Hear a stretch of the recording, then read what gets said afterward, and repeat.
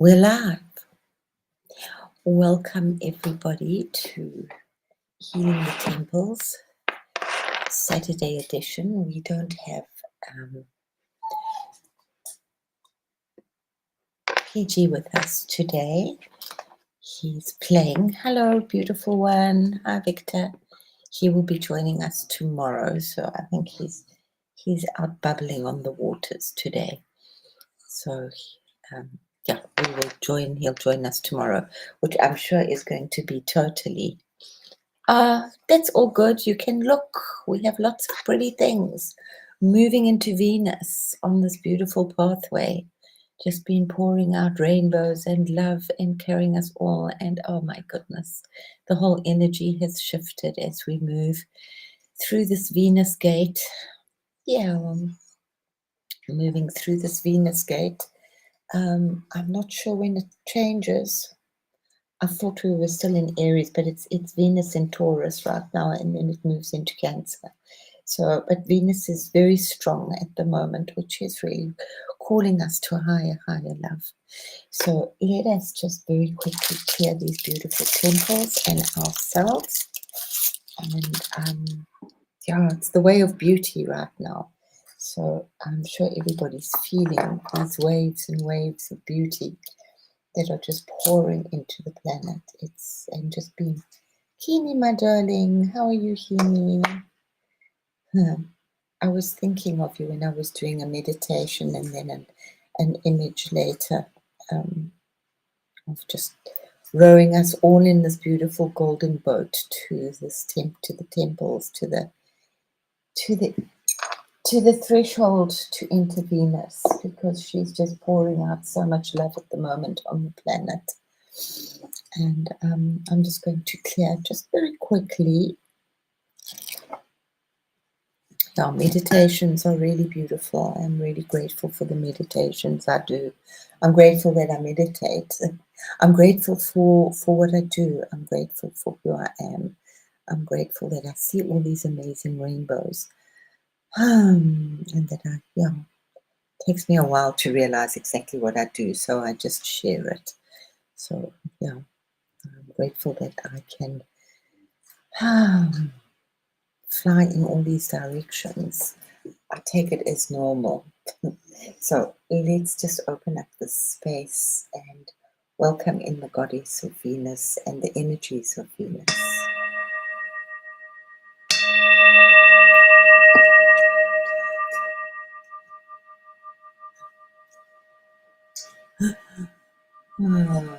Just create a beautiful golden rainbow bubble of light around us all and around our beautiful planet and around every sentient being, every living being, every tree, every blade of grass, every flower, every animal, every cloud.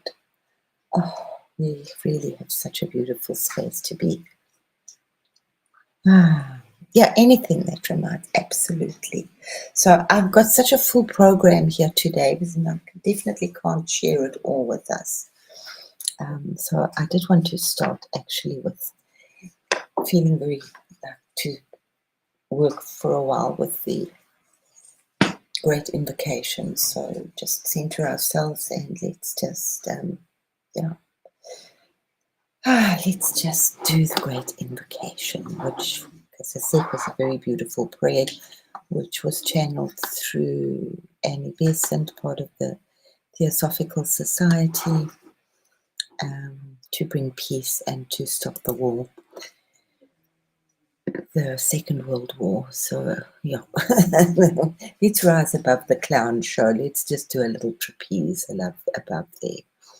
So this is just such a beautiful image that I ordered and created, which is the portal to Venus, which is just pouring love codes. So many codes, guys. I hope that you're out there and eating as fresh as possible and listening to yourselves and drinking lots of water and infusing whatever you eat with a little prayer of love and rainbows, and just trying to get as much energy as you possibly can.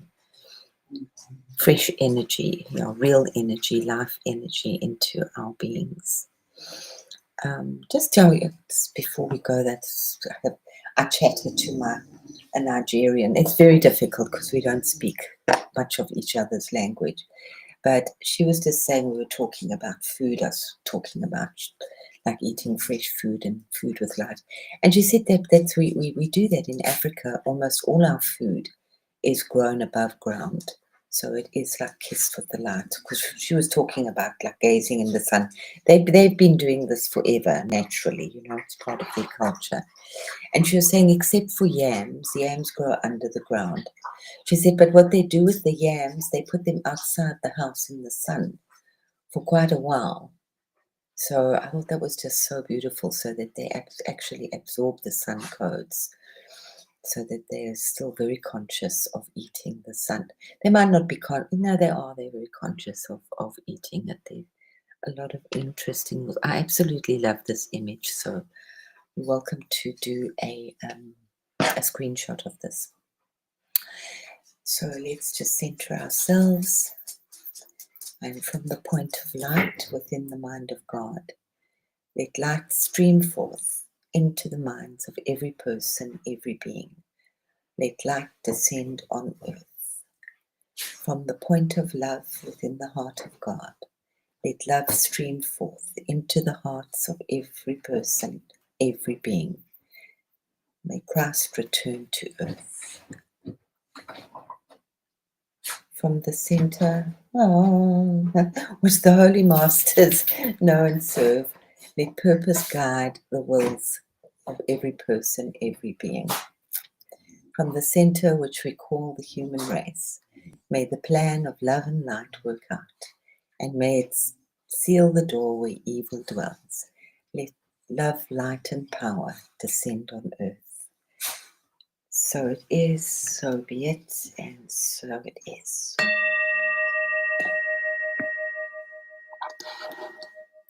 Seeing as we're doing so much enormous Venus interaction right now, and so much beauty, so I hope you're all feeling the amazing amount of beauty. I would see a sign, produce a statue that read, do this in remembrance of me. Yeah. Yeah. Yeah. Yeah. Life for me just needs to be a living prayer.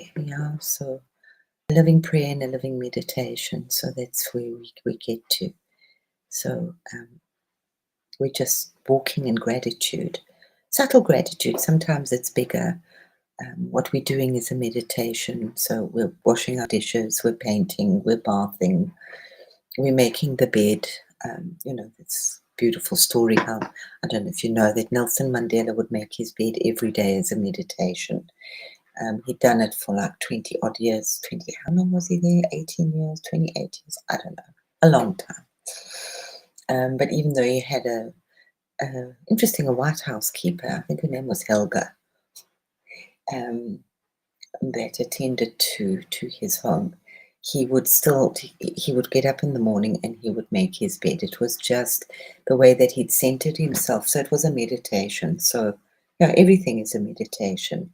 But then there are times as Jesus would go, he would leave and he would go across the waters, and he would take some time out to just be still and really commune, and then come back again. There's not that much written of his daily habits, but I'm sure we'll find them. So the other thing that's really like just a prayer that I've worked with, I used to try and live by it hugely, was the Navajo prayer.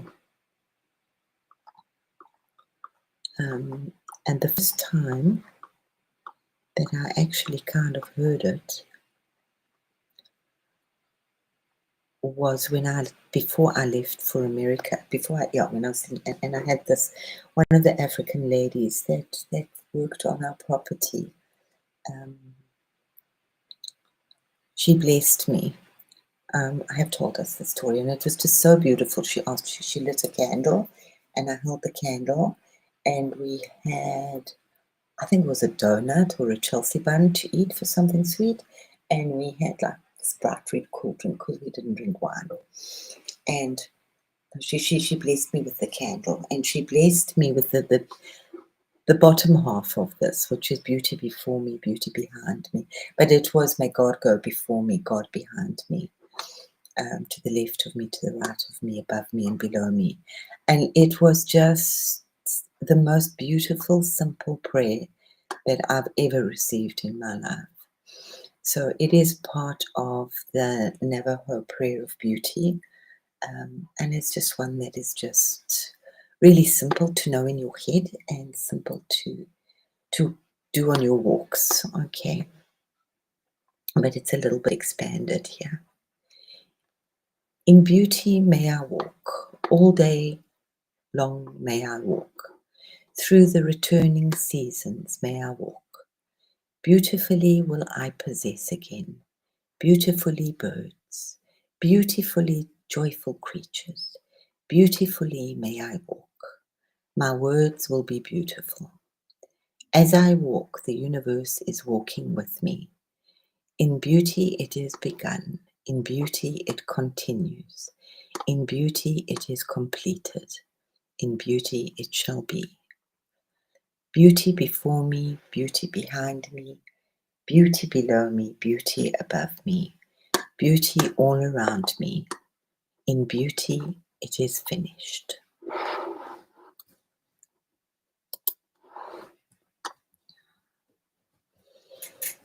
Yes, it is.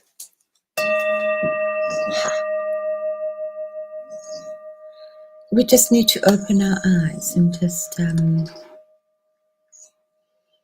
allow the energy to just come into us and to just commune with the trees. Just take time to smell the flowers. You know, these are cliched things, but I still often look at people when they're walking and they're just walking. They're not taking time to look. For me, for many of my walks in nature, I don't need to go far. I mean, I do go far because I enjoy the hike as well. But very often I just need to just get into that nature and I just start tripping out. There's just so much to see. And it's just all so perfect and so beautiful. The little grasses and the little flowers and the way the stones are scattered in such perfection. Yeah. The buzzing of the little bees. And you don't have to go far to see that. Obviously, it's really beautiful to do that long hike to get your beautiful extra scenery. But just a little bit. But it's for me, it's more about the looking. You know? It's the journey, not the destination. And when I was in Los Angeles, it's really crazy. I mean, it's beautiful. If you have a car, I hadn't gone up to the mountains yet, so I was still down at the bottom. And it's just concrete and asphalt, and even the schools. I was like, no, these schools. How do children go to school? Grace, Grace, Grace. Hello, beautiful Grace. This is really the beauty edition. Yeah. There's just so much beauty being poured upon the earth. I hope that you're feeling it. I hope you're feeling the gentle bubbles and the seeing rainbows. And these are all gifts from what is happening right now. I just feels just so much gentleness. We're never going to be the same again, guys. So the sooner I'm just like really open to it. This portal's not open for very long. It started yesterday.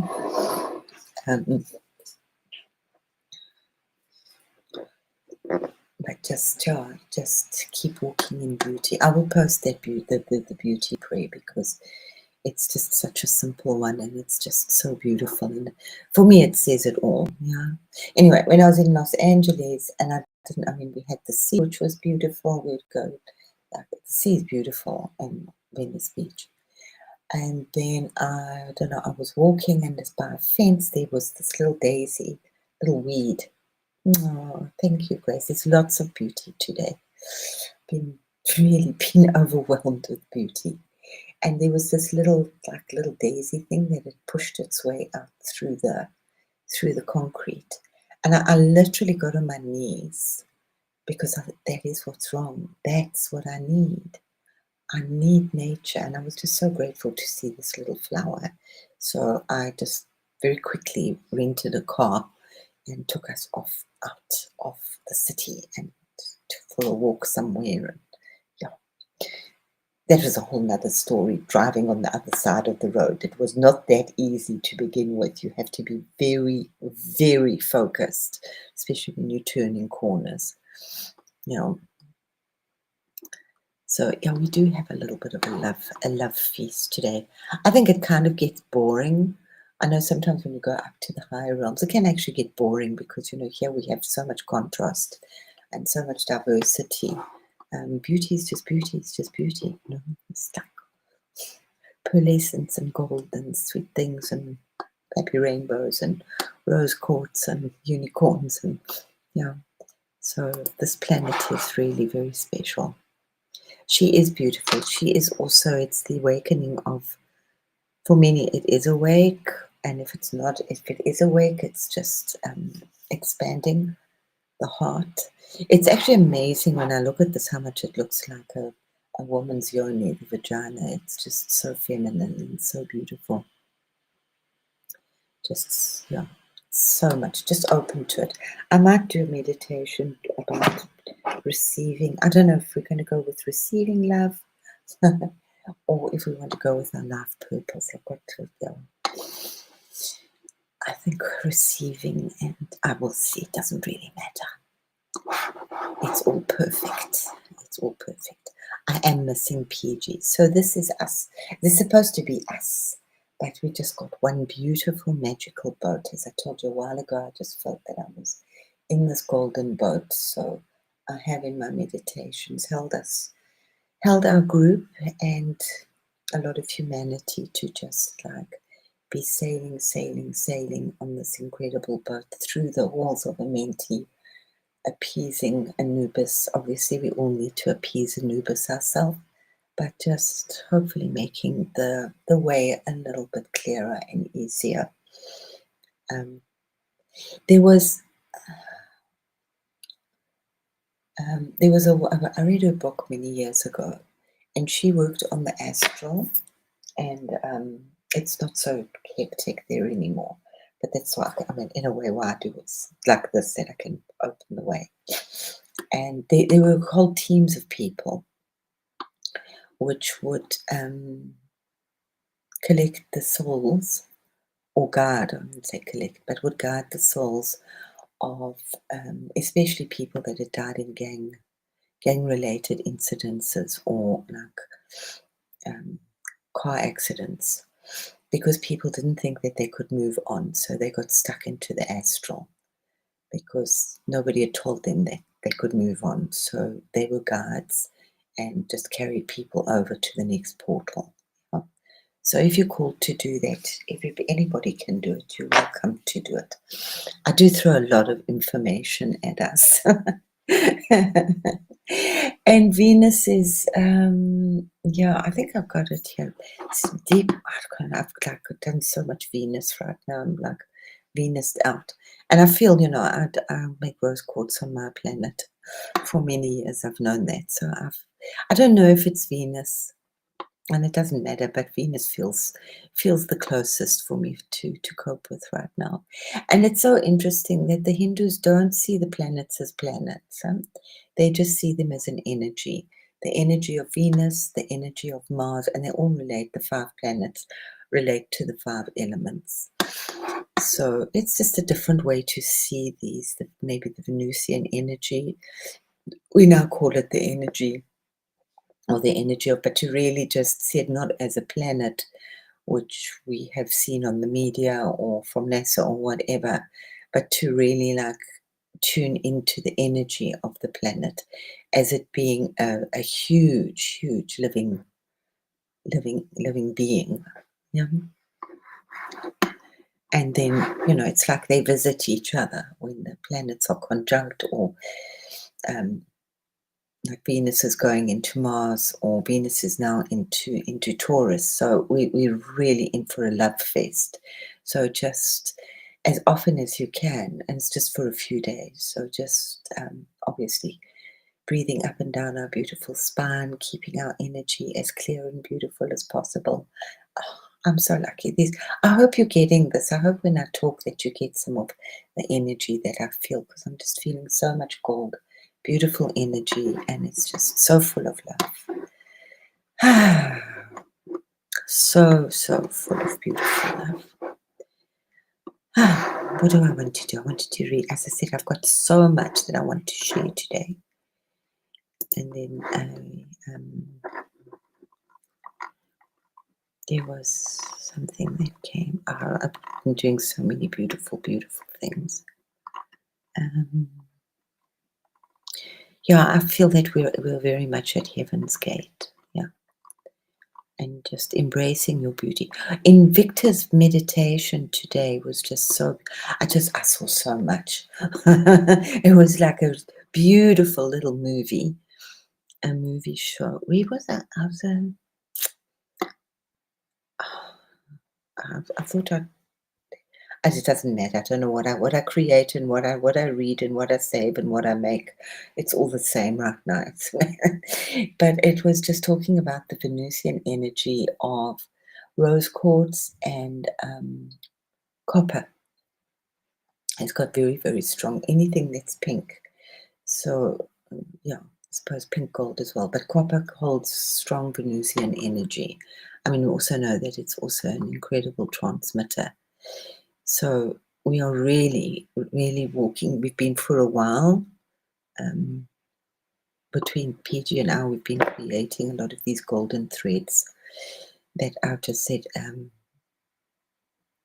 it's actually knitting together right now. And we're coming into, I don't know when that's going to come, but we're coming into a big space of unity. So just absorb the energies, really just be open to them, get rid of the old poop as quickly as you can. And the sacred codes are just humming, like huge crystalline flowers just blooming all over in the dark.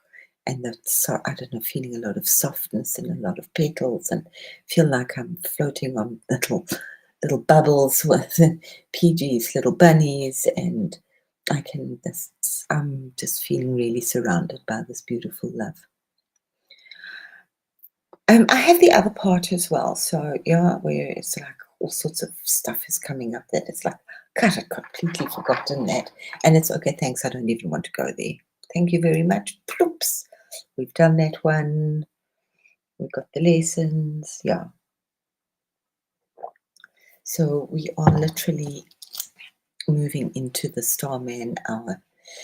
Our DNA, our blood, our brain, our thoughts, our eyes, we're all starting to, our ears, we're starting to hear and see differently. It's hearing the music that I know lots are hearing the songs over and over again. Music is talking to you. You might be getting smells, seeing whatever you're seeing, and it's like just these little bursts. Yeah. I was trying to explain to PG, and like I did try to contain him a little bit, which is not easy. And just said, just go out and come back, and go out and come back. No craziness out there, please. Or you can go every time you go out. You can go out a little bit further, but come back and assimilate.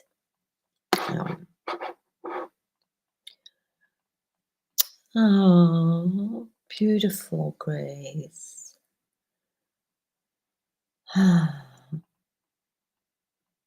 Oh, wow.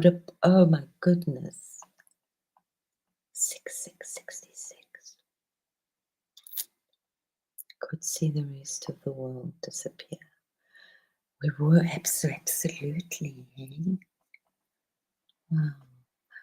I was being a fairy with silver, gold, and copper wings then. I was 5. My fairy days. And as I said, it lasted way too long, you know. Like my parents got very worried. It wasn't just like a few months, it was like a long time. Yeah.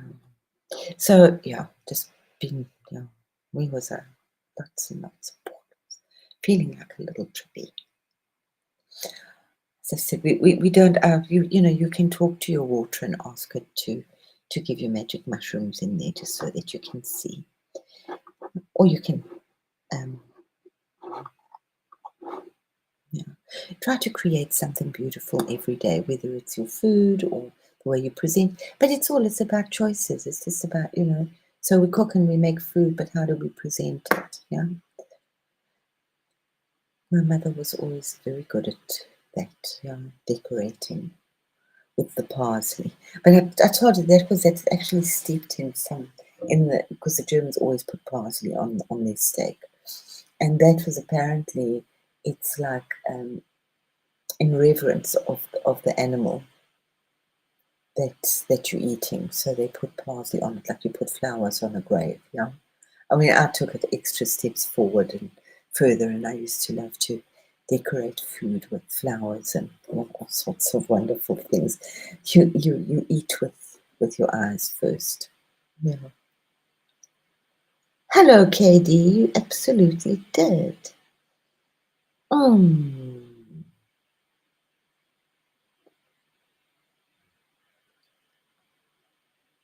Wow. And they're opening. The veils are almost gone. That's why, you know, there's just so much people. Just like very briefly on all this, I mean, it's mesmerizing, the clown show, for me anyway. So, no. But we say this over and over again. What are they diverting you for? It's grabbing your attention, it's grabbing your thoughts. So maybe we need to just, if you going down rabbit holes with the news and with the media, I mean, I don't blame you. Yeah. Yes. Oh, beautiful. Please take a, let me just make it bigger. Please take a screenshot of it. It's a very, very, very beautiful, very powerful image.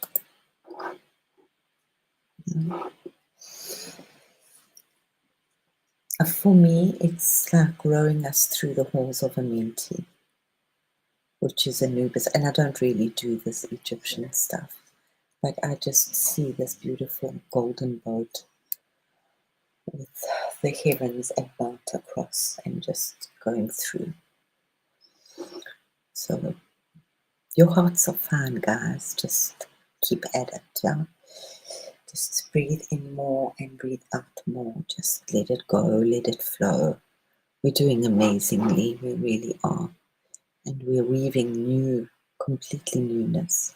And this was also very much like a little while ago, a week or so ago, where I felt like I'd been tossed by a big wave and I landed up on the shore. But then I landed up in this beautiful boat, which was just filled with golden energy, with liquid gold, and was just like, just carried there. So you're welcome, please, like do it in a meditation, in a 2-second like visualization for yourself.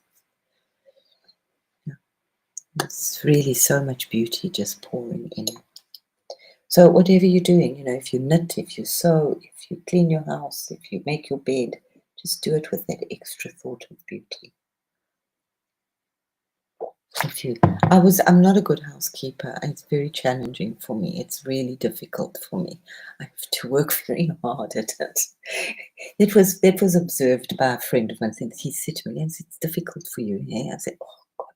He said, "No, for him it's just so easy," and he had a breathtaking home.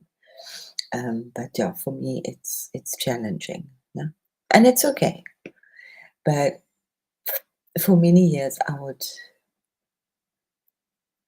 actually I would get into this whole, what's the meditation zone of, but then none of you have little children anymore. When I would fold up the washing for my kids, I mean, I didn't do much ironing, but I learned to fold properly. And I would just always I would do it with so much love, because also I loved the smell of the washing powder that I used. I didn't know they were poisoning us by that time. But I loved the softener or whatever, and the sunshine. Obviously the sunshine always makes things smell so much better. and I would just like lovingly fold them up and smell them and put them into their little piles for them. No, they had to pack it away themselves. So where else? What else? We've got lots of stuff. I don't know where we're going to go now. This is just the please. I'll post it. We beauty walks before us. There was another very beautiful.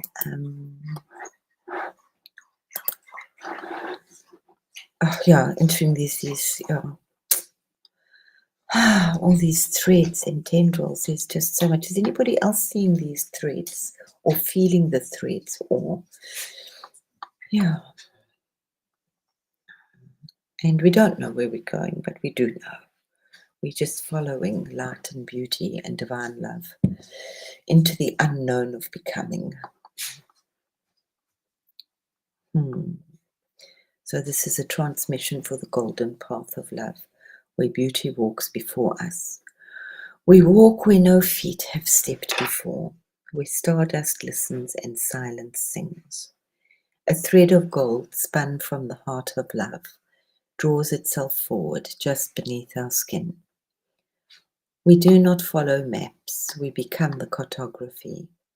Each breath a constellation, each gesture a prayer of pure design. The codes awaken where we place our gaze. The flowers bloom in rhythms never named. Here in this hush of holy unfolding, even the stars turn to watch us rise.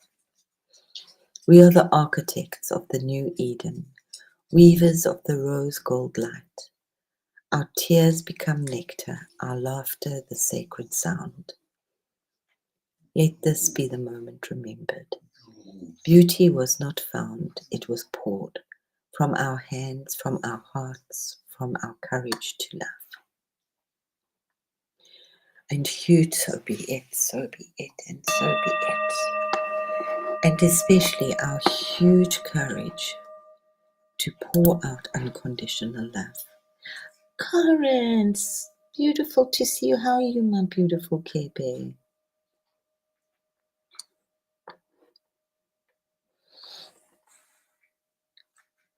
Hello, another woman. Also had so I want to just read what we've got to say. Ships, cigar shapes. Yes, ships, lots of cigar colors. Ships just go through trees as if not solid, And there's lots of things happening. And trust yourself, Rather trust yourself. You don't have to share it with too many people. We have a community where you can share stuff and we'll say, oh wow, tell us more. So you don't have to share your stuff with people out there, people that think you might be a little dotty.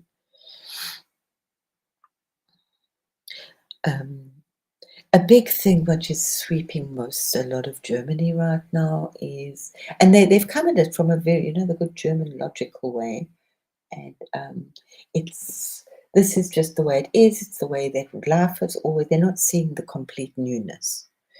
So they say analyzing it, and it's all going to be fine, and everything will collapse, and then it will come up again. So I'm not into those people right now. So I'd rather just keep quiet. Which I do. Oh, it's beautiful on earth as it is. Yeah. It is. Well, it's the same as above, so below. So we are creating every breath we take, every breath that we outpour, we are pouring into this beautiful container of newness and of love. And it's so simple, but it's way too complex, yeah?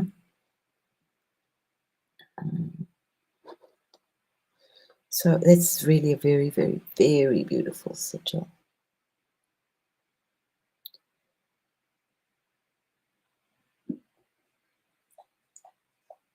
And being shaking and disturbed, yeah. Wow. Katie.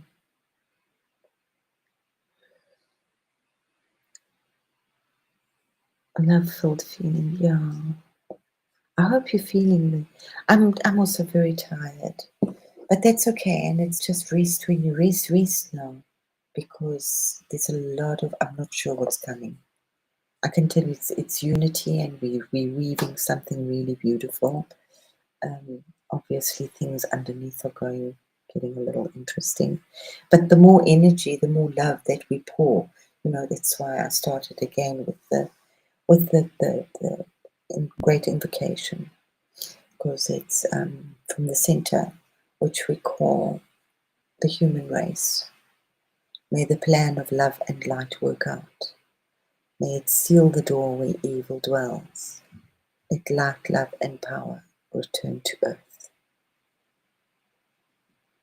Or descend, the return. My brain is silly sometimes. You know how you can just have a glunk moment. No, but it's our plan of love and light. And the more love and light that we pour out, yeah, and people, it's happening all over. More and more people are waking up.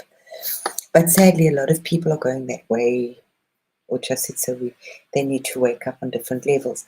And it's just something I've also been thinking. That's like we just keep reawakening on new levels. There's no real right now. There's no destination, and it's a lot. We're up there, and then we have to like.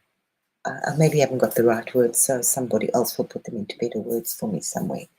That we come down. That we have to come down and kind of attend to some of the people here and their hearts, whether we're dealing with it physically or energetically, doesn't really matter. And then up we go again, so that they can all come up again, a whole pile of them going up. And then we'll all come down again a little bit and then go up again, down. So it's an interesting race. Race, why did I say it? I was thinking of the rabbit and the tortoise, that race, where he would rest. Yeah, take it easy, Kirby, my sweetie. Take it, but take it. Take it easy, but take it.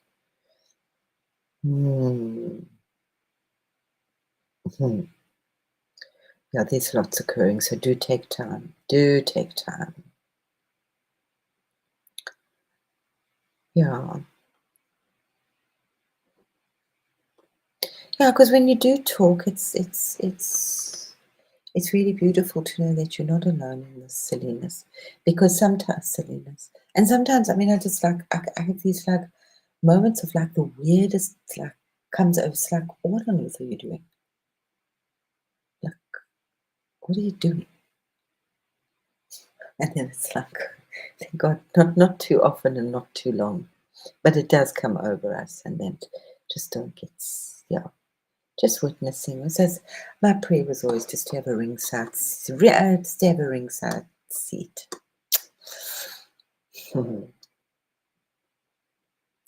Thunderbird, yes.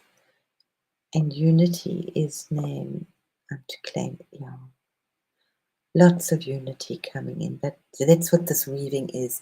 And I think for me, I was thinking about it. I think that's part of where we will bring the nations together for now, that we're weaving this unity on an etheric level. And obviously food is usually a very good way to bring unity.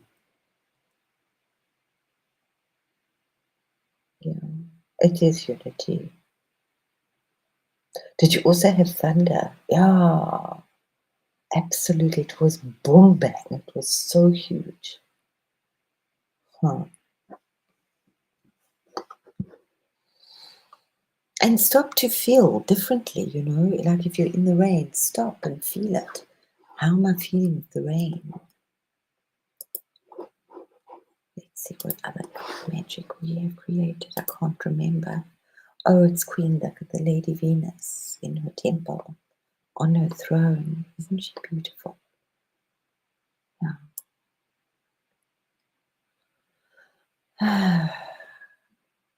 Just breathes with a lot of sighs. Beautiful sighs. Yeah. If you want to take screenshots, please do. And these are our hair as well. Eh? Remember, our hair is antenna, so you might feel feelings in your hair. Beautiful fizzling and tingling, and especially at the back of your neck, I think, for me.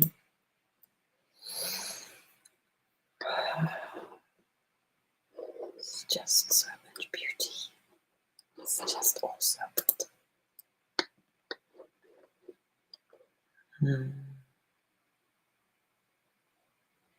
And we're coming up for this full moon as well, and tomorrow is they call it Whit Sunday. I don't know what. Let's look up what Whit actually means.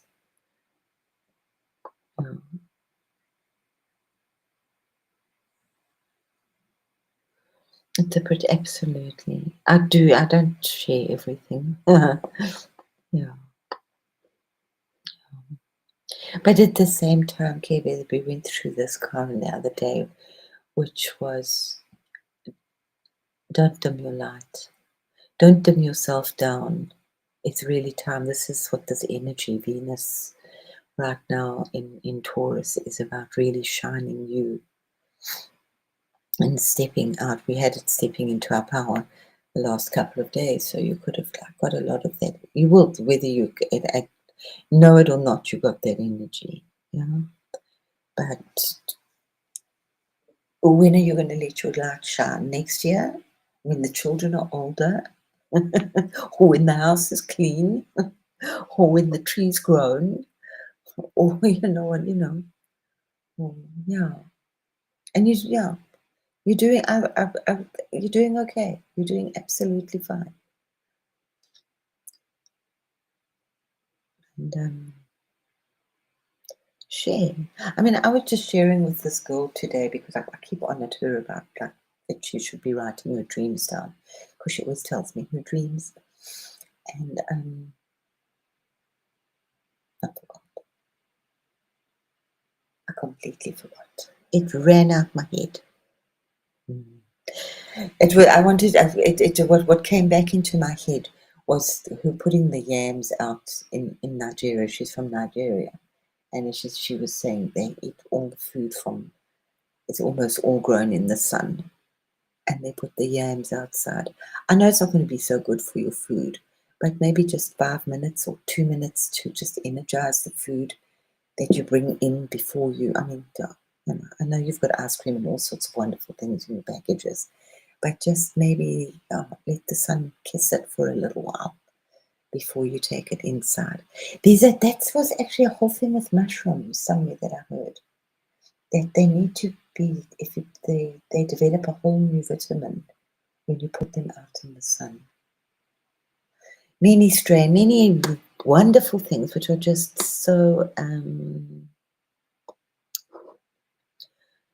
simple and so potent and so powerful. Lots and lots of lights, lots of recharging with the sunlight, gazing out into the sun, doing your sun gazing, just allowing the sun to activate your third eye, to activate your whole body.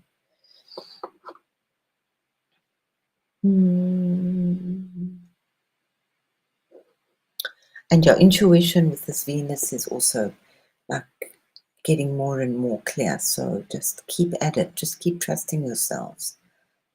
Josh is doing amazing things. Victor's doing amazing things, but on your day-to-day basis. Yeah. And if you're really stuck, you can do the yes, no.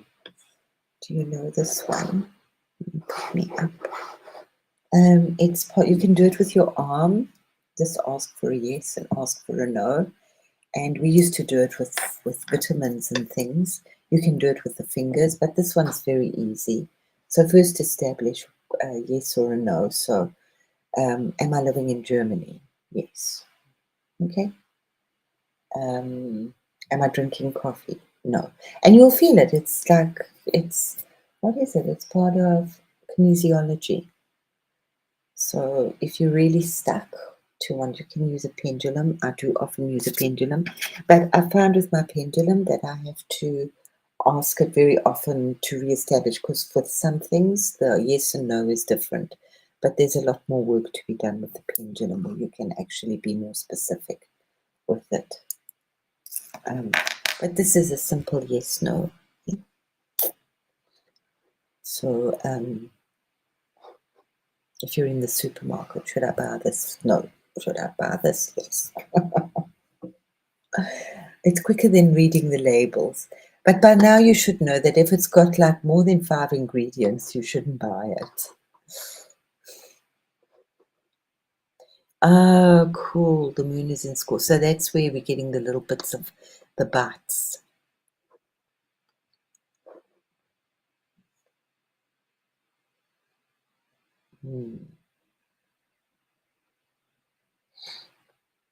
I think you've got a lot of tribal people out there, so it's not so far for you. That's okay, Kebe, you know what? It's also when you wake up, instead of like worrying about the dream, is just jot down how you feel. You know, and if you can't give it even an emotion, just give it a thing of 1 to 10. You know, how that first thing of feeling, what are you feeling? Are you feeling like the great angst, or like you're tumbling? You might not remember your dream, and that's okay. But you will get that feeling as you wake up. Are you feeling like cozy? I'm becoming very aware of how I'm waking up. And I like the ones where I'm feeling like really, really cozy. Like I'm just feel like I'm in this cloud. And my that's why I call it like I'm on the dream wave for the last little while when I come into the your late night session, which is my early morning session here. No,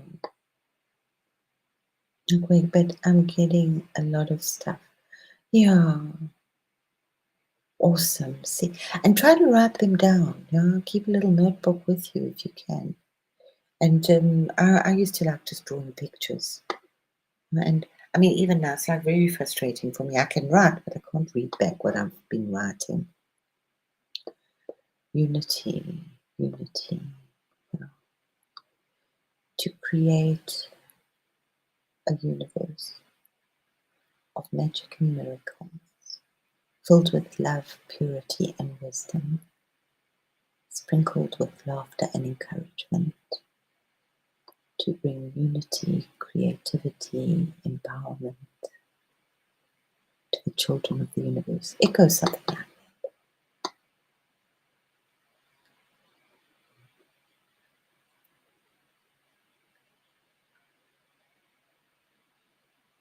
speak again to me. Yeah. Some moments, some aren't. They're just so beautiful and you don't want to share them.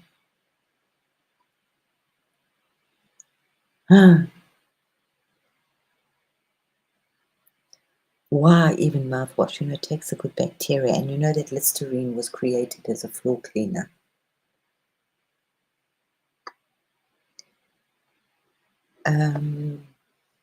What was it? Not Neil's Yard. What do you have there? Tom's. Isn't that Tom's? Was it? But they were taken over by Big Pharma. Most of them have been gobbled up. We used to get it at Trader Joe's. I think it was Tom's. He had toothpaste and stuff. A nice one, maybe you can find it easily in the States, is and I can't remember the name of the tree, but the Indians, they use a stick to clean their teeth. And it's a meditation. And then the stick just keeps wearing down, then they get another stick.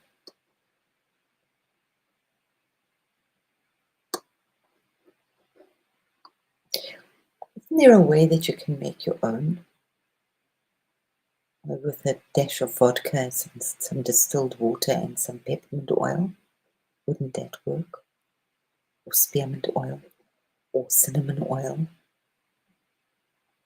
That would be very healing. Add in some turmeric and it would be wonderful. Have any of you done the mouth pulling? You can do it with olive oil or you can do it with coconut. And it actually gets quite disgustingly dirty. You're supposed to do it for 20 minutes, which is really hectic. But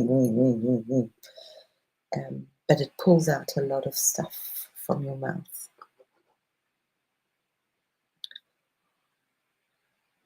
Or astral waves. The one is so real. I know. Just keep writing them down.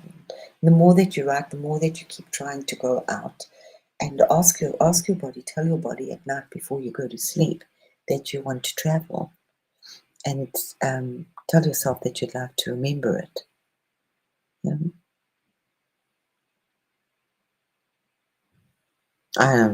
It's crazy, KB. The portals at hey, they're like, oh man, look, I'm doing this like infinity sign.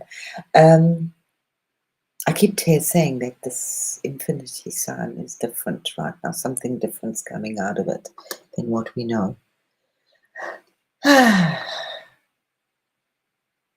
Very much how we're like in a dream world. It's like, where is the where's that? But that's you feeling that shift. I mean, thank goodness this is happening slowly. Otherwise, we would really we would just wake up in this crazy Nunu space, which we all say would be wonderful, but I don't think it would be so wonderful.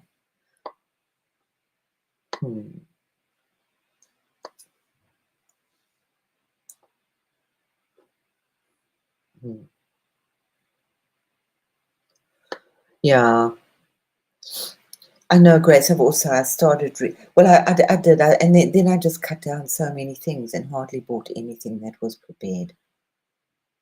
Next to nothing, and it made shopping so much easier. You just shop the vegetable aisle, and I'd shop the fresh meat counter, I would dash down to get cold meats for the kids, bread rolls, candles, washing powder, and that was about it. And then I'm out. And there's no and juice and wine. What else did I used to get? That was about it. My mother used to say to me, "You always shop exactly the same stuff." I said, "I know, I don't need to shop anything else."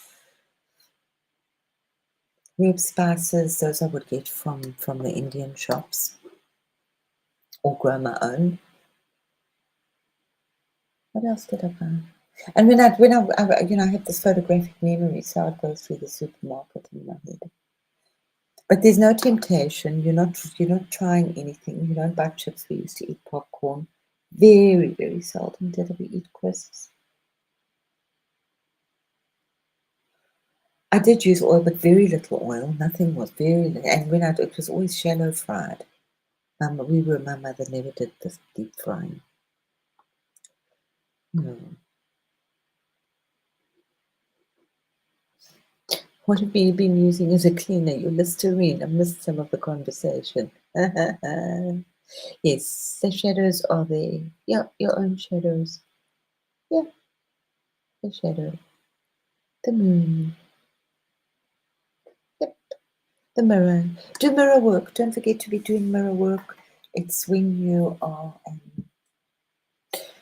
You don't have to do anything special to do mirror work. You can put a little mirror by your computer. They worked with it at DJ school, where they would put a mirror there and they had to smile when they were talking. So when you smile, your voice sounds so much more positive and chirpy over the radio. So I would utilize that for a lot of my clients where they did telesales, and they would put in a mirror, and I'd say, you've got to look at yourself in the mirror while you're talking to a client. You can't be playing solitaire or doing your nails while you're talking to a client. You have to look in the mirror and be happy. And would you buy from that face? But at home, it was so interesting. Somebody said to me a little while ago, she said she looks in the mirror, but she doesn't see herself. And she dries her hair, and it was when she was drying her hair that she stopped and she realized, she slowed down, and she realized that she actually really liked the feeling of the warmth of the hot air blowing, especially in winter, of the hot air blowing on her neck.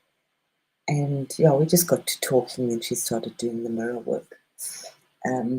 But yeah, it's just, we brush our teeth, we put our makeup, we don't see ourselves. No? I mean, that's why I didn't know I was going visually, I was completely blind in one eye until one day I put makeup on, and then very seldom do I put eyeliner, very seldom. So one of the seldom days that I put eyeliner on, I was bumping into things and all the rest, but I just thought I was out of my environment. I just arrived in South Africa.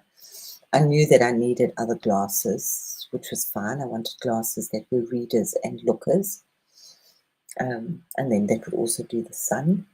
So I booked an appointment for that, but that there was anything else wrong, I really didn't think about it. And then I closed my eye, my right eye, to put eyeliner on, and it was, oh my fuck, I can't see. I can't see anything out this eye.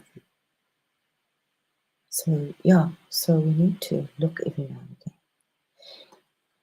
Toothpaste cleans everything. Mhm. So do the mirror work and just look at yourself for a couple of seconds and say, I love you. And what's really nice is when you go, you might laugh at first, but when I did that work, then I would put, I would write in beautiful. It's what I call creative writing, is when you make letters look really pretty. Yeah. So I would do my creative writing on the notice board outside the bathroom just to remind myself that I love me. I would also stick little notes on the light switches because I would often think, well, what am I using the most? Yeah. So, and the bathroom must always be pretty because it's the room that you use the most in your life, in your home. But yeah, put little reminders. Or just if you don't want to put write I love you, just put a star or something. Make it look pretty in your house. Oh yeah, that was like, yeah. Of the color, I know, I can't remember what they are. But it's one that it's totally synthetic, one that is semi-synthetic, and one that it's not. Mm. Mm. Oil pulling is amazing. So we have the coconut oil, or you can use olive oil. Yeah, olive oil. I've never done it with coconut oil. I've only done it with olive oil. And for your eyes, don't forget the cucumber. Cucumber is like a miracle drug. It's a cucumber. That's a miracle drug to eat. If you don't like cucumbers, sorry, but you can use it just even as Yuki, come here, bunny boo. You can use it just as a beautiful house aroma. You can just put a bowl of cucumbers, sliced cucumbers in water, and dance with the shadow. Oh, that is so cool! Literally, dance with your shadow. Go dance with your shadow with your kids. That's so cool. What a clever idea. Huh. But do the literal dancing with your shadow. Uh-huh. Huh.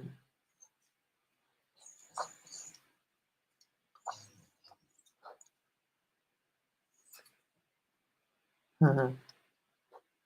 Face rubs with sugar, salt, absolutely. I've started doing honey. Mirror, mirror on the wall. All talk, yes. I am the fairest of them all.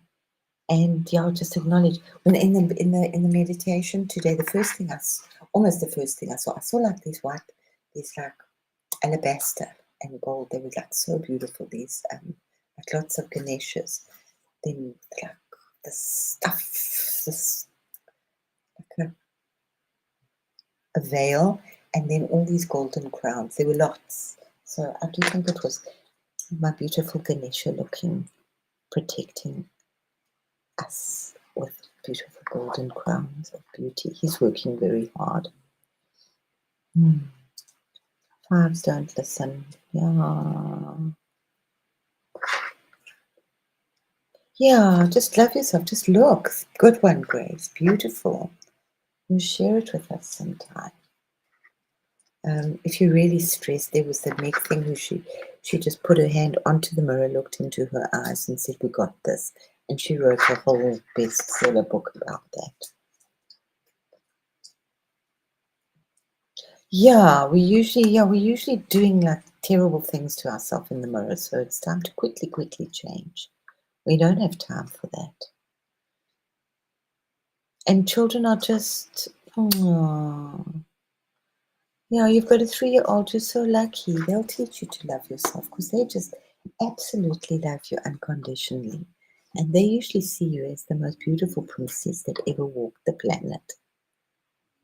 Hmm? Venus, Saturn, Neptune, and Chiron, all in your 12th house. Have fun. Yep. But Venus is really strong. So just at the same time, it's like, oh, this is coming up and it's going to be so wonderful, but they're not looking at what else is coming up. We've usually got to do with the dichotomy of our charts, of our planet, of our life.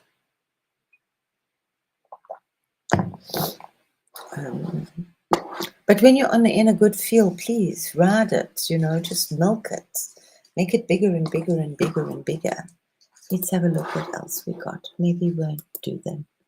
Just more Venus. She's just so beautiful. I get so tripped out into these pictures. I'm just so blessed. I am so blessed. I'm so, so blessed. So trippy. Oh, Big Mama Venus. Whoops. And always these guys. She's like so free Raphaelite. Yeah, I love that. Or the cartoons of Leonardo da Vinci. And then no, he's working very hard. Enjoy the little bits of eye candy and beauty. Oh, I love this. It's just so beautiful. They're all beautiful. I'm sorry for so much beauty. It just gets overwhelming and nothing's pretty anymore.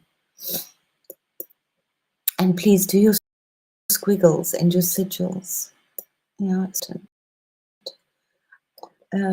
I can see they're so faint. It's just so much light pouring out because my eyes are hypersensitive.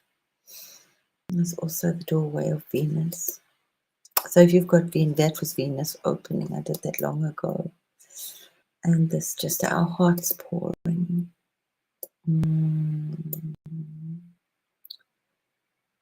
She doesn't want to do anything else. And the great invocation we did.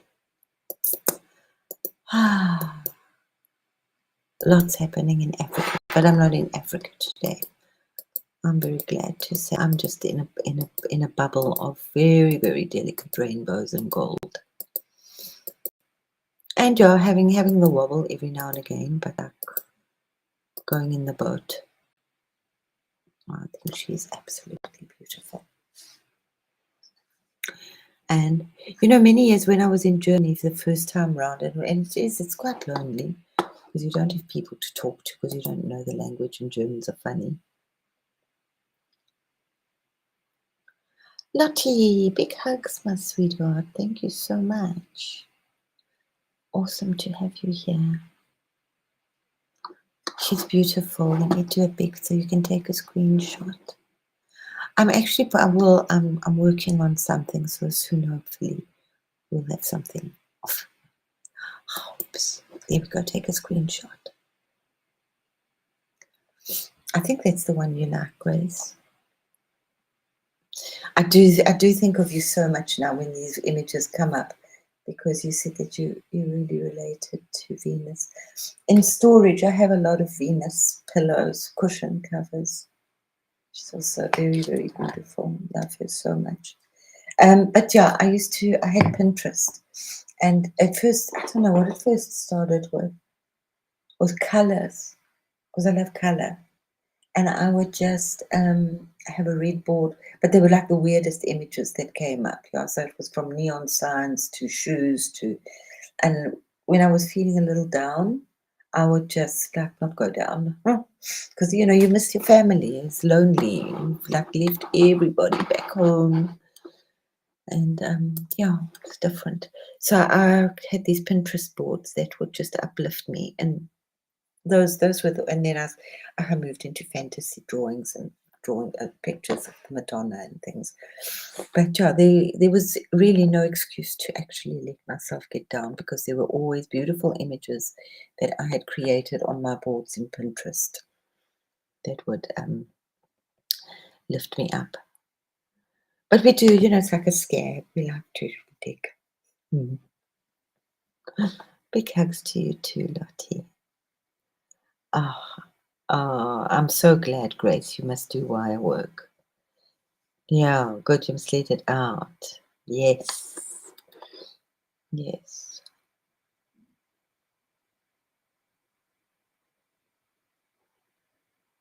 Hmm. Aries. Hmm. Yeah.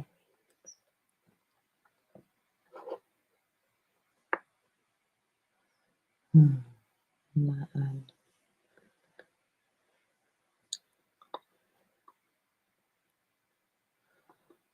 Yeah, it's both, eh? It's so nice when somebody else does the astrology so that you don't have to learn too much. I mean, I know enough to get by, but not enough to really read a chart. Yeah, it's okay to cry for a while in front of the mirror. And I've done a lot of mirror work, and that was very powerful as well. After Alex was born, I wasn't fat, but I really felt I was. And that's how I met my amazing doctor. She was a dietitian, and she became my everything. And as part of it was my own thing that I would do.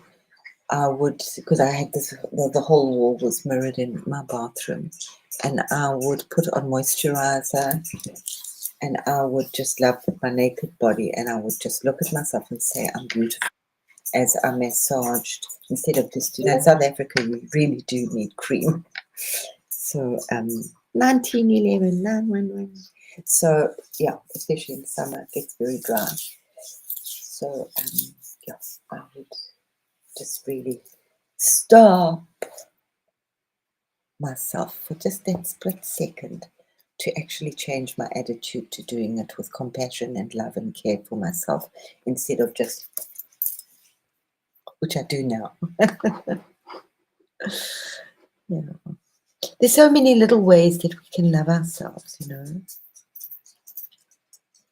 and they all add up. And the more that we do them, the more that we love ourselves, and the more it just becomes part of our being.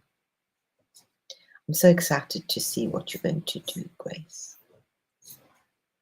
Nene is still here, and we have Lottie. And I don't know, what do we want to do? Do we want to have a beautiful? Oh, there's so much. I feel like this kind of pressure because I don't know what's coming up tomorrow. Because things are moving so fast. I mean, I'm trying not to be pressured, but the energies are moving really quite quickly. And I just feel I'm very blessed. I can just go back and pour out rainbows. I know what I'm doing at the moment, just pouring rainbows and resting. I just feel very tired. My body feels tired. And that's okay. This too will pass. I'm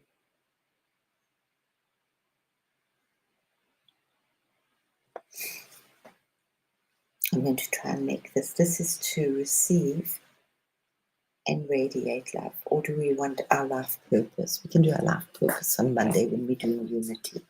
I think we need to just be still and receive and radiate. Receive love and radiate love. I've noticed that I have this. My problem is I don't allow myself to receive enough. I radiate a lot, but I give a lot, but I don't allow myself to receive. I think a lot of people find it very difficult to receive. It's it's not just from the spirit; it's from gifts from people or help or whatever. We can all do this by ourselves. The alpha females that we is. Okay, so let us in quicksand. Yeah, sometimes it's like that. It's so weird. I had that the other day. It was very strange. And I shared it with PG as it was like walking, and it was like, it's that feeling, yeah, like when you miss a step.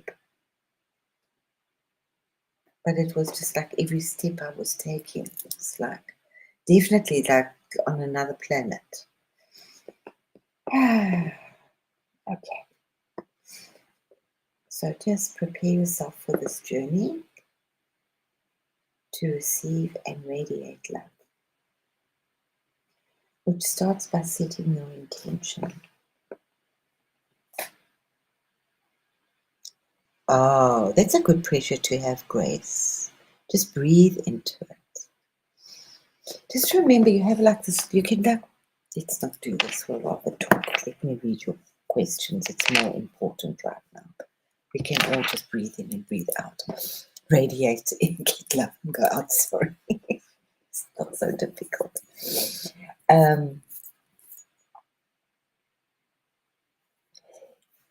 That was a huge, I'm not sure if PG posted it on Discord. But I mean, it's done like so many miracles. He did this incredible energy ball, which was just really nice to see it and to visualize it. You can just visualize an energy ball above your head, but the one that he did was just so beautiful. And we were on a bit of a trip while we were busy creating, and I said, "Oh, I just sucked that in, oops, into my head," and then I went off creating a whole pile of really interesting stuff. But I took that energy and I actually swirled it all the way around my body, like a little spaceship, all the way in my arms, in my tummy, down my legs, this whole amazing little ball of golden energy. And it's actually the next day, was 2 days later, I went for a walk. Well, I go for a walk more often, but this is one old man that I see every now and again that's always flirting with me, wants to come for coffee. Right? He said to me, "What have you done? You're always so schön ausgeputzt, like I'm polished well."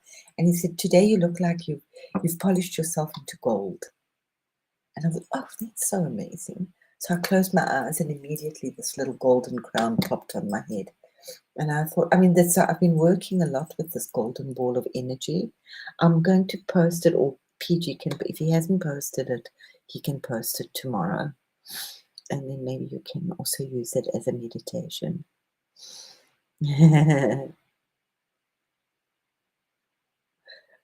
Jogging is hard on the beach. But you can now, if you've got this little golden ball in your head,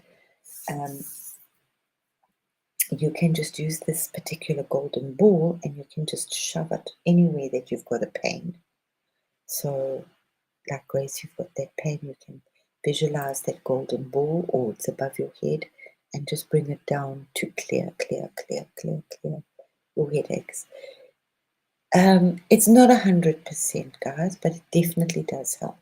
And I don't like to take medication. And then, then after that, then I burnt myself. That was like seriously a miracle, with a full ladle of boiling oil over my hand. And it just healed like almost instantly. So things are getting, yeah. But you've got to do and it's quite fun to do the meditation, like taking a little, like a string of golden balls for a walk. And don't waste those walks, Either do nothing in your head, but definitely don't go miserable. So just think, oh, let me breathe up and down my spine. Let me think of my golden crown above my head. Let me straighten up. Let me bring my higher self up above my head. Have we got any pictures of that? I hope so. Little bits of eye candy. I still like this one. This one's one of my, I don't know, they're all my favorite right now. I like the boat. I love the boat.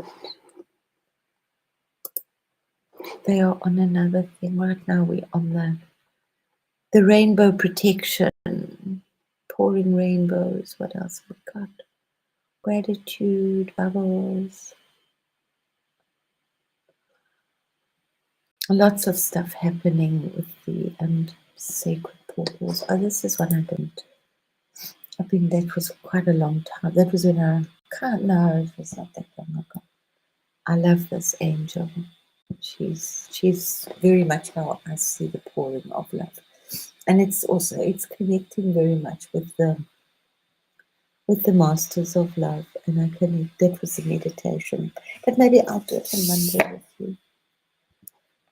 It's receiving and joining with the masters and joining with this column of light that we have within us and joining it with everybody else that is like-minded and just making it bigger and bigger and bigger, and then joining with the higher masters above us, whoever you think they be and however it feels for you, with the higher angels, and just making that light bigger and bigger and bigger, and just absorbing it and then just allowing it.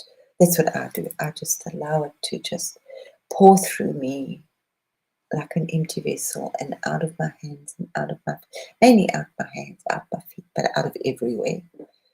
So everywhere becomes this huge big bubble of rainbow light, tendrils, but especially my hands that I pour out onto the earth.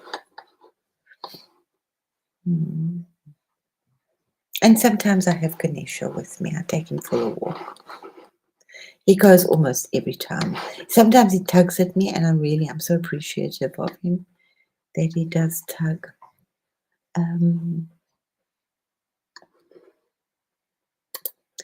This was that ball of energy that I drew into my head that PG had done. But I won't post his stuff. He must post it himself. I'll ask him to post it. Of course, he'll say you could have posted it, but yeah. But you can take a screenshot if you like.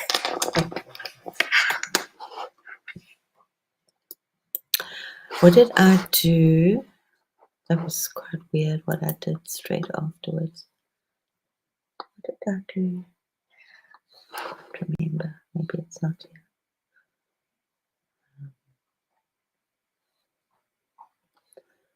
No, we were on a big trip.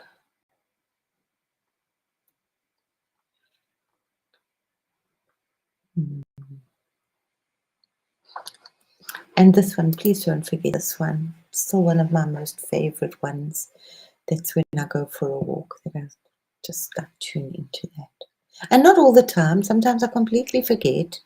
And I'm like, blah, blah, blah, blah, blah. I usually do stop for a brief second outside my door when I walk out and breathe in and say, okay, what's for today? And then I don't know what I'm going to see. And then it'll come. And then I will go on my walk and hold that vision. That's part of the big secret, is to hold the vision. Am I rambling? Do we want to leave? Yeah.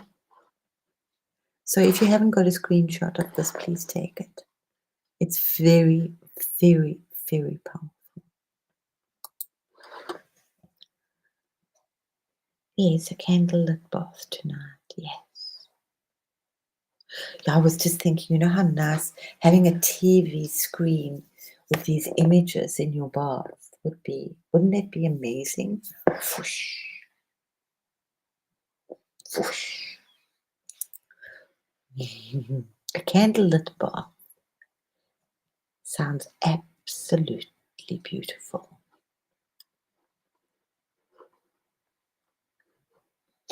Care Bear, my darling Karen, sometimes, like I would say to my clients, they'd say, oh, this picture fell down, or this fell down, or that fell down. What does it mean? What does it mean? What does it mean? What does it mean? And sometimes I would just say, you know what it means? It means you need a stronger nail. So sometimes it's just take a bath. Don't analyze it. Just take a bath. But yeah, the Scorpio can be really nasty. My interpretation of Scorpio is that when Scorpio like comes to visit, it like drops the whole bookshelf, whoops, of all the crap on top of you. Yeah, and you've got to deal with so much stuff. It's not just one nice book that you can digest. It like throws the whole bookshelf at you. Plop. Hmm. Yeah. Oh, thank you. Yeah, I do them. Thank you, Grace. I do them with so much heart, and I absolutely love. I get very mesmerized with them as well. But I also I very often, most of the time, I meditate, and I will write in my meditation while writing what I've seen. So that's how they go, and then I'm grateful for it, and then I get a whole lot of writing about it. Sometimes I write these long journal type things into Creator. I say, go see what you can do now. This is what I'm seeing. Blah blah blah blah blah blah blah blah blah blah blah. And it's got this and it's got that and it's got this. So that's how I do my stuff. Um, oh, I know Hini, yeah. I really tell, I didn't for a long time tell people, but I would talk things. I would think that was normal until, and only like fairly recently did I realize how abusive people actually, certain people who I thought really cared for me, were actually that they would like just allow me to talk and ask me things and then use my energy without sharing back, and it was really hurtful. I can. She was my what I called my earth mother, and that's what really stung hard. Um, and I used to send clients to her. She did massage, beautiful, really good massage. But I would also tell her she had to clean up stuff. So I'd like always babble a little bit, especially after my massages. But I didn't have that many. I'd like blah, blah, blah, blah, I saw and blah, blah, blah, and whatever insights I had, I would just like blah, blah, blah, blah. And I always felt that I was very like blessed that I was surrounded also with my clients that we could talk this stuff. So I didn't really know that there were that many other ugly people in the world. But I used to send clients to her and I'd say, no, you must go because when you go, like I just it's for me a hard I'd be like working so hard. So when I go, I just visualize that I'm going to have like a holiday. I'm going to somewhere.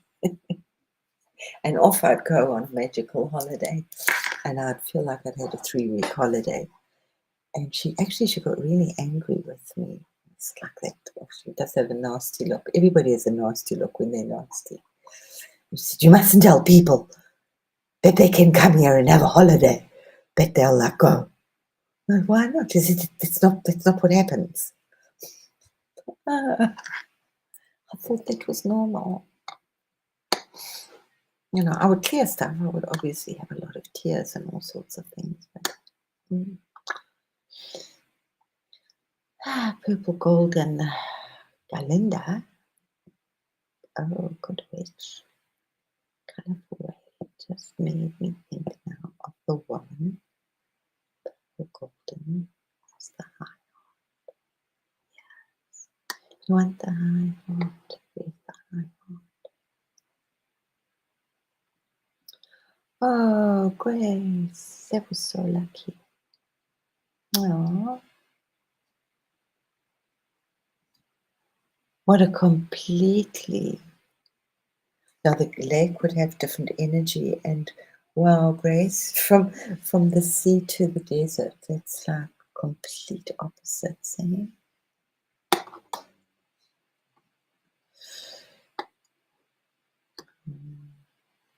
Oh, is Angela here? Where's Angela? Blessings, Angela. I was going to have a look at a picture of the young Nina Hagen.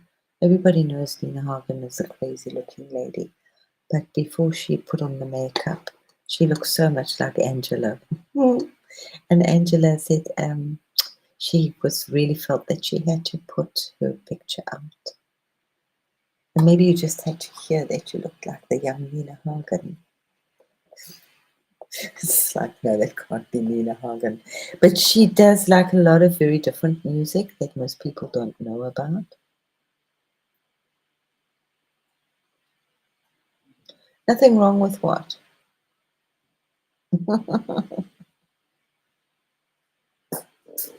Yeah, no, I didn't realize how people have, so like in the spiritual community, and then especially that huge biting, huge, and I can cry now about it so hard. Yeah, yeah. I think when I started working with feng shui, and I was like so excited in myself, I thought, oh, now I can. It'll be really beautiful to work with people that are on a similar level. Before that, I did like fashion design and a little bit of like I just like started learning about all those other things, like aromatherapy and that. But I sewed, and I sewed really hard. Oh God, I burnt myself out. Sewing takes time, and I did. I sewed beautiful children clothes and then adult clothes, and a lot of people. I would trade a lot of work for clothing, and it was like, fuck man, you don't understand.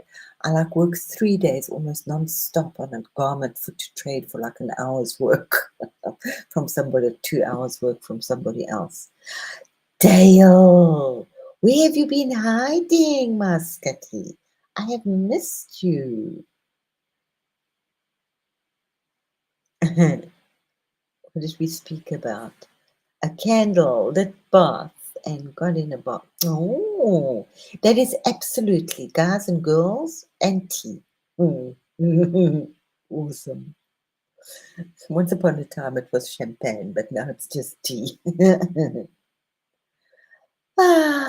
Yeah. But sometimes you don't realize the closest ones to you that hurt you. Now it was a very complicated relationship in a way. It was very, very karmic. Um, Maybe I should have some tears about it. Mm. Mm. Yeah. It took me a while only afterwards, and I thought she never shared anything with me. And it's just I don't like to go, but it's this jealousy people have of me, so I do hide my light because I don't. I'm just like, what can I say? I was very talented, so it's hard. I don't know if I'll ever come up out of that right now. I don't know, but I'm doing what I'm doing right now, and that's fine. Mm. Sweetheart. I love you too. Christmas dog. The Christmas dog wants to go out. So Dale, how have you been?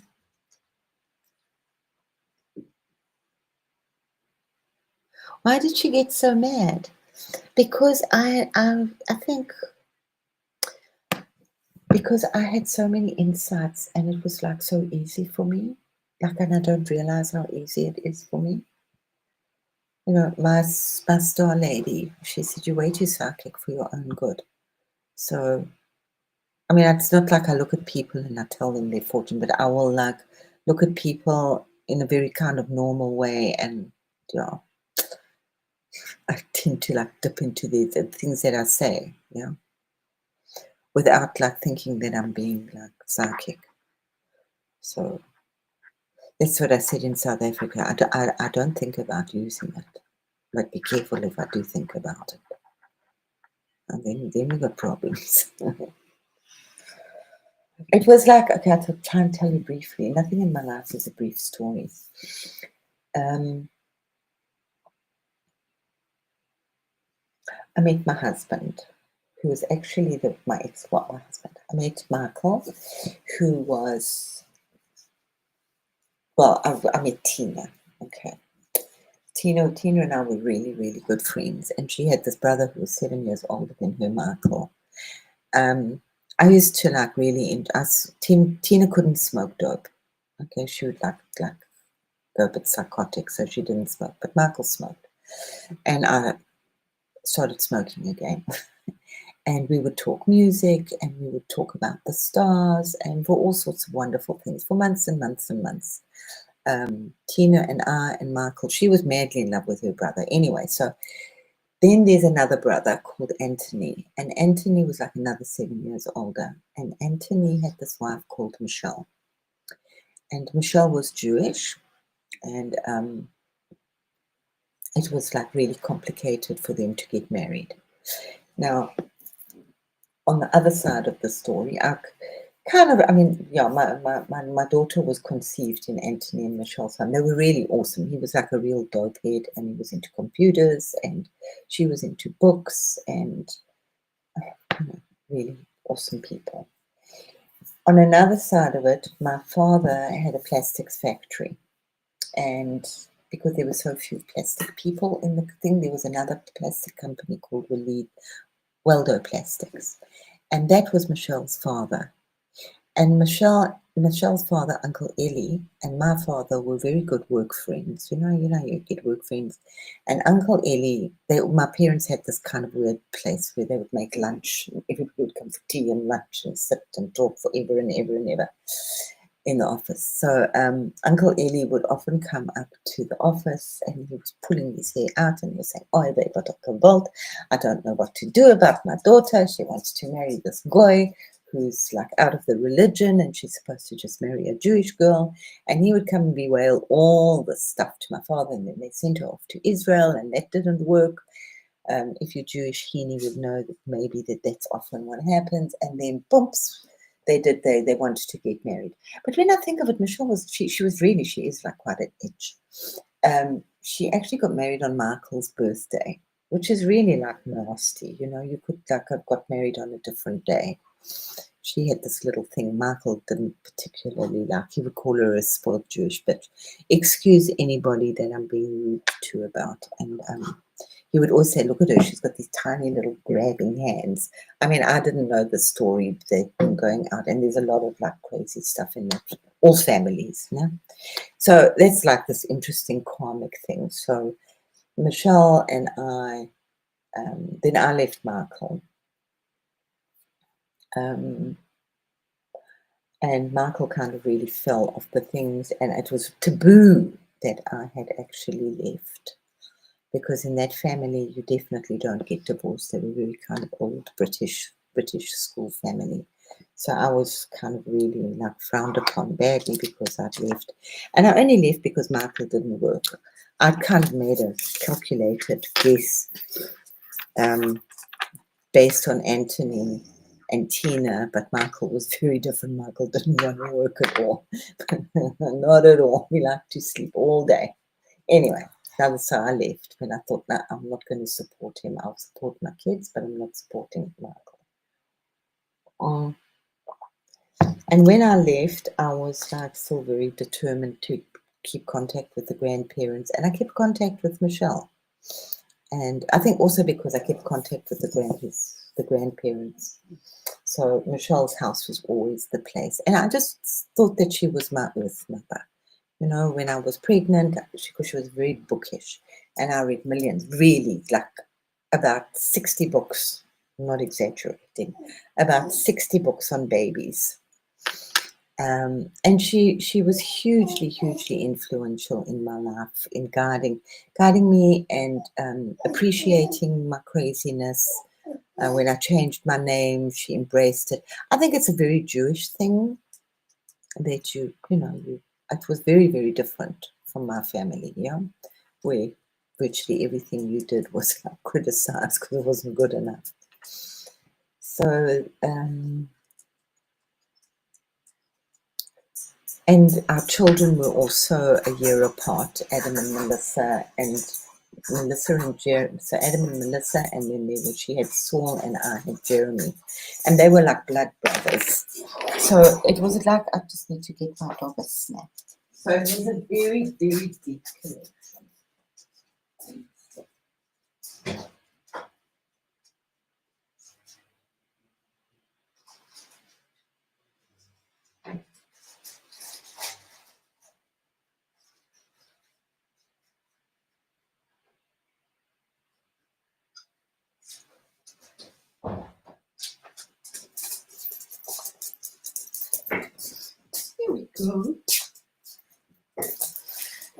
But I think also because, and Michael and the kids were all very close. So Anthony was very close with Michael, who was my husband, my ex-husband, who I left and then only divorced him quite a few years later. But Michelle was always there, you know, in a way. But she was like, when I think about it, I can tell lots, I can write a whole book about Michelle. So we both did our awakening together. She started doing aromatherapy. She taught me to do aromatherapy. We would share, and then I had my great awakening. And she said, "Oh, that's fine. It's a call of the white knight." It was in the 80s, but mine got a little wild. But yeah, she was really pretty. Well, I thought she was there, but she wasn't. You know, when I go back and I think about it, she wasn't. And then Anthony didn't like me because when I got divorced, I got complete custody of my children, and Michael cursed me so hard, you have no idea. He would phone my mother, tell her she's going to hell, I'm going to hell, because I left him, and blah. It was horrible. It was basically the well of money had frozen up, you know, and he had to like do something. The food didn't appear on the table anymore. And he did have a very, very big insight, but he really messed with my head later on. But he would like tell everybody how bad I'd been. He would really bad mouth me, and he would shake this piece of paper about because the judge gave me complete custody. But I didn't ask for. I did ask for money. I asked for one rand. So it's like $1 maintenance. The judge said to me, "Why do you want that?" I said, "Well, then I can always put it up." And he was one of those terrible judge. Well, he was a hard judge. My lawyer at the time said, "Forget it. You're never going to get custody of the kids." Who was telling people to go back to go home and go and make it work. So he wasn't giving out divorces easily. But he gave me this long, why doesn't he work? Why do you want us? Because I'm in case they need a blood transfusion or something. Where will I find him? He'll be sleeping somewhere. So, and I left him because I realized he didn't actually love me. I could tolerate all sorts of shit. But when I was really sick, he let me go into a hospital on my own because I looked funny. So then I thought, no, fuck this. Don't love me. I'm leaving, guys. So he would shake this piece of paper at everybody. I'm going on a long story. And Michelle said to Anthony one day, I've taken everything away from him. I've destroyed his life.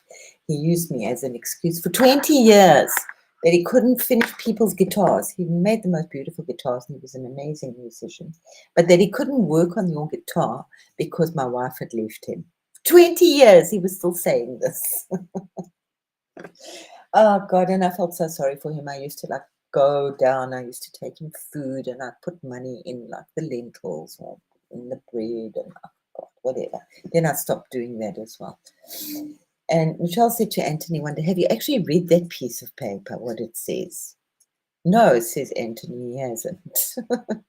So she said, well, go and read it because it's not like actually what Michael's telling you it is. So you can hear there was like a lot of stuff. And then why I'm saying this, that whole big long story, because one of the things I used to do, I was very good at, was making gardens. I did it as a living as well, but I would do Michelle's garden for her. And whatever I touched just grows. Remember, I grew up in a flat, so I had to teach all of this. They are really toxic types. Yeah. Yeah. Yeah, it's sewing is hard work. So I would go and do this garden, and I would make absolute, because I did it feng shui style. I was always feng shui in my house for work. Yes, you can have more water.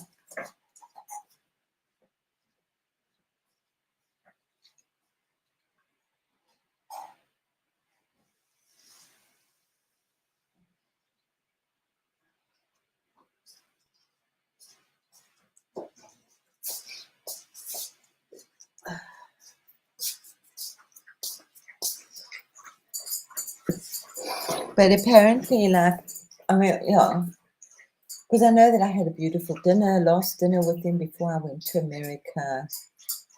And I think when I came back from America, I know she was quite jealous that I had all of the stuff. But the jealousy was all over, and I didn't realize it. And she was jealous that her father had gone bankrupt and mine had made money. She was jealous. She didn't like it, and I didn't realize how much she hated Germans. So remember, I'm German, she's Jewish.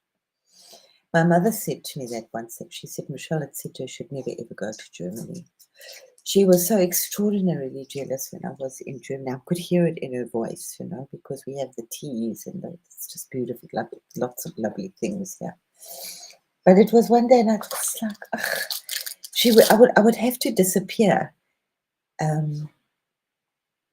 When Anthony came, I was never there when Anthony came. And so sometimes she would say, and I bring my gardener with me, and we just like really heavy work, like really re-landscape the whole place. And she would tell Anthony she'd done it, whatever. I never, I'm really stupid, really, I have really stupid moments. And she had a friend who'd actually immigrated and had come back to visit. And I don't know how the conversation went, but I said, I'm not. She said something like, how do you get on with Anthony or something in the garden? Because the garden was breathtaking. And I said, no, I don't. Anthony says I have no morals. I'm not welcome here. I have no morals. I've got to be hidden away. Michelle doesn't tell him that I do the garden. And she was like, what? What's wrong? Why do you do that? And it's like, ha, ha, ha, ha, ha. And yeah. So, and just because, I had all the knowledge that I had and all the learning I had, so I think the jealousies just ran just so deep. I mean, I saw them. She would go to, she never told me when she went to, she'd kind of tell me, but she would invite everybody else, but she'd never invite me to go to listen to speakers. Like Brandon Bayes, any of the esoteric speakers. She didn't share, she didn't share any of that knowledge. Whatever knowledge I had, then she'd grab books and, oh God, if I ever asked for my book back, she would be so mean and nasty to give it back to me. You don't see this thing as you're actually going through it, yeah. It's so weird. It sounds so petty and pathetic, and I should have pulled out. I did her, oh God, I made her room, but I don't know who she told Anthony did it now if I think of it. Fuck. Dale, do you remember we had an ad in South Africa with the, hello Gen X. We had an ad in South Africa and they took it off. They had these, it was for Fatties and Moni's spaghetti pasta. And they had, I think they made a pasta sauce, and they had these two little Italian grandmothers come out, and they cooked, and then the doorbell rang, and they quickly locked them away in the cupboard and pretended that they'd made the food. So they took that ad off the market. So that was kind of like Michelle was with the garden. And I did this beautiful meditation room. I painted and did paisleys, stencils all over, and I made this whole Arabian tent with all this beautiful silken fabric, and did covers, and it was really beautiful. You walked into it and light fitting. I bought her the light fitting. So I wonder who she told him did that, because that was not something normal. Everybody had really amazing dreams in that room because it was the spare room and her meditation room. Maybe it was just her meditations. Yeah, no, it was really harsh. And then when I went back to South Africa, because now I had some money, fucking hell. Oh my God. Did I? It's not like they're poor, You could cut the atmosphere with a fucking knife. But her mother even and I didn't like when her mother turned 80 or 85. B was the most sarcastic, caustic person you've ever met in your life. But was her. And you know, I mean, they had to walk all the way from Lithuania to Africa, so I suppose it was okay. Those were way back then days, yeah. And I did, it was a sort of surprise party for her mom, and I did all the decor because I was really good at this. So it was all in purple, silver, and black, and it was absolutely breathtaking. And Michelle could cook very well, but only from a recipe. Hey? It's so weird. Like she couldn't cook, like, you know, she had to always have a recipe. And maybe she was also jealous because I had a daughter. We used to go and cook bread. She used to send them to her to cook bread every Friday. So yeah, no, we had lots of. So there was like really strong, but I should have like pulled out longer. And so it was like there were lots of people coming, but I wasn't invited. I mean, it didn't occur to me. To all of Michelle's friends, and I don't know what I was. I called myself the sister outlaw. That's what I called myself. I was the sister outlaw. There, but not there. You know, if she wanted like a girl's, like a transformative, we would do like these paintings and things, then I was there to host the thing for the girls. And I said to her, all I wanted was, she would be such a bitch to me, but I think of it later. I said, I just want a plate of food. So save me a plate of food, because the food like was absolutely going to be amazing. But Michelle was also the kind of person who would give you the recipe, but she'd leave something out the recipe, or she downright wouldn't give you the recipe. So the next day when I went and I said, oh, did you give my plate? She said, oh, no, I didn't. I gave it all to the helpers. I said, oh, shit, man. She said, no, but there's a pot. You can scrape out the bottom of the pot if you like.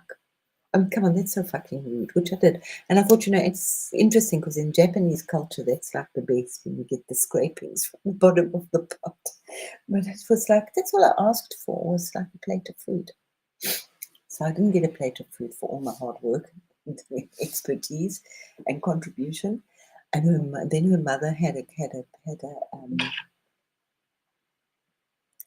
thank you for all the people that helped. Like somebody did the flowers, and who else?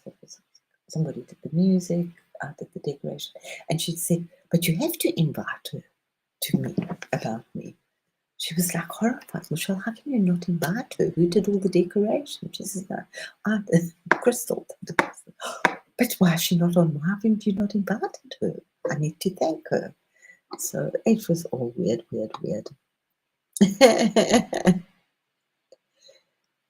Okay, it's very Akiel. It's just that really hurt, yeah.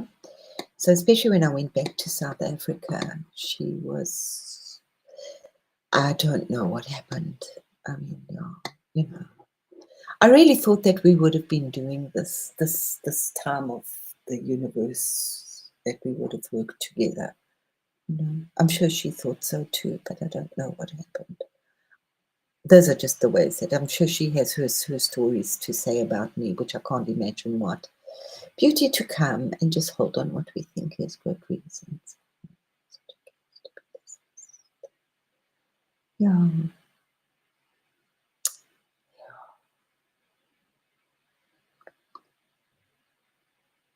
So your people are weird, you know.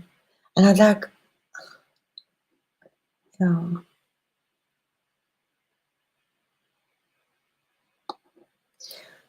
And I know like the things that I gave over the years, like things when I was really like kind of bad time and I should have sold stuff, I gave them cheap stuff.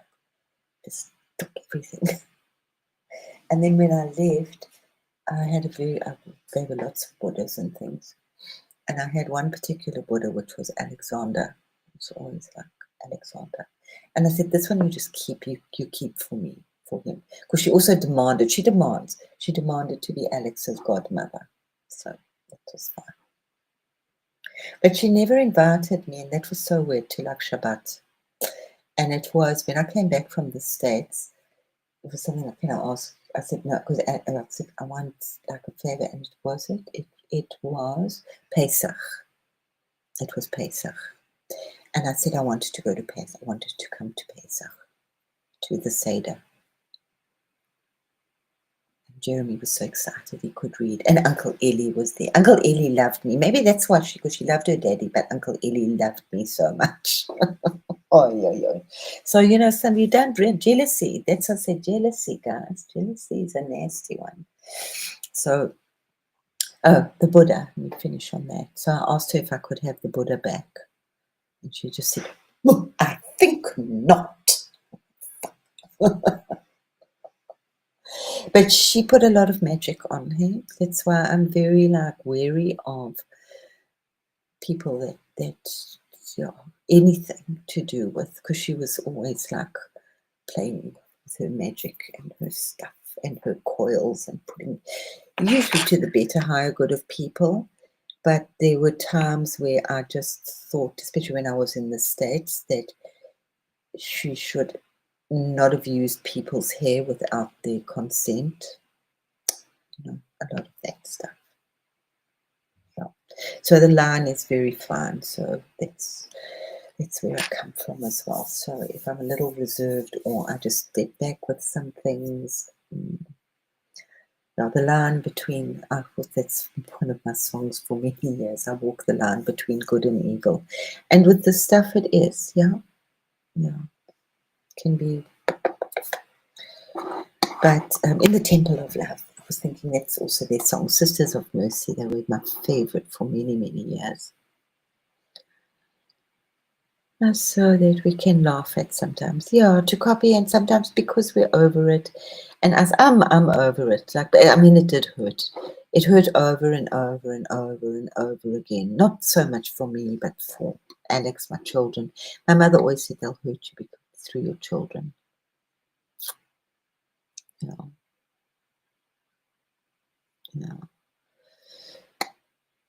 So that's okay. They just said it perfectly. My vibration was higher, and that's exactly it.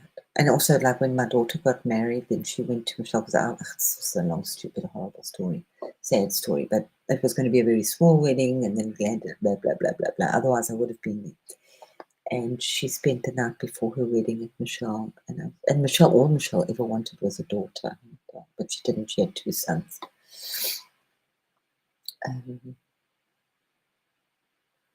And I said to her, just treat her, make her feel really special. And she would always she's like my girl. I said, no, she's thought she's my girl. I did the hard work. I made a very beautiful princess. We did it together.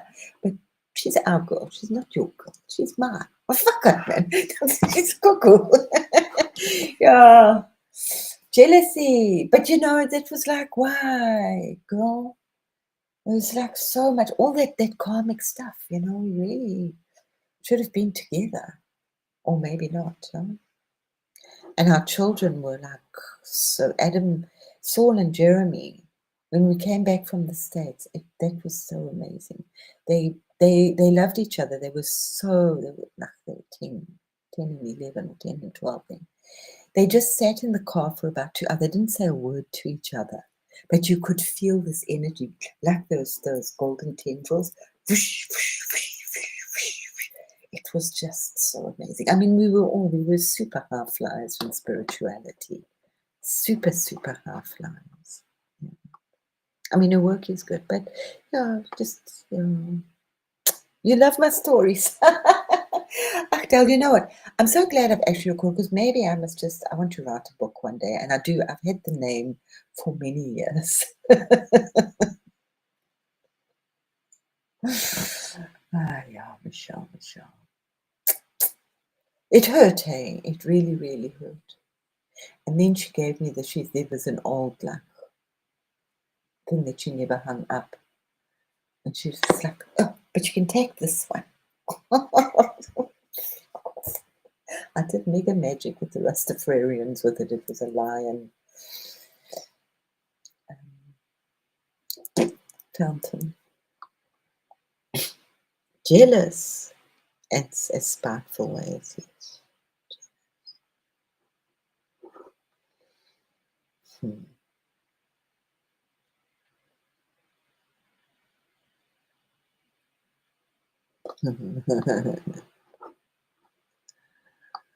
Yeah.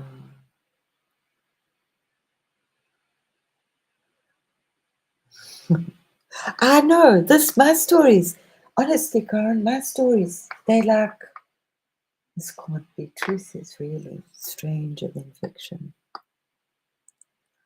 I mean, with Alexander, I mean, I said, you don't have to, like, thanks, who else loves my stories?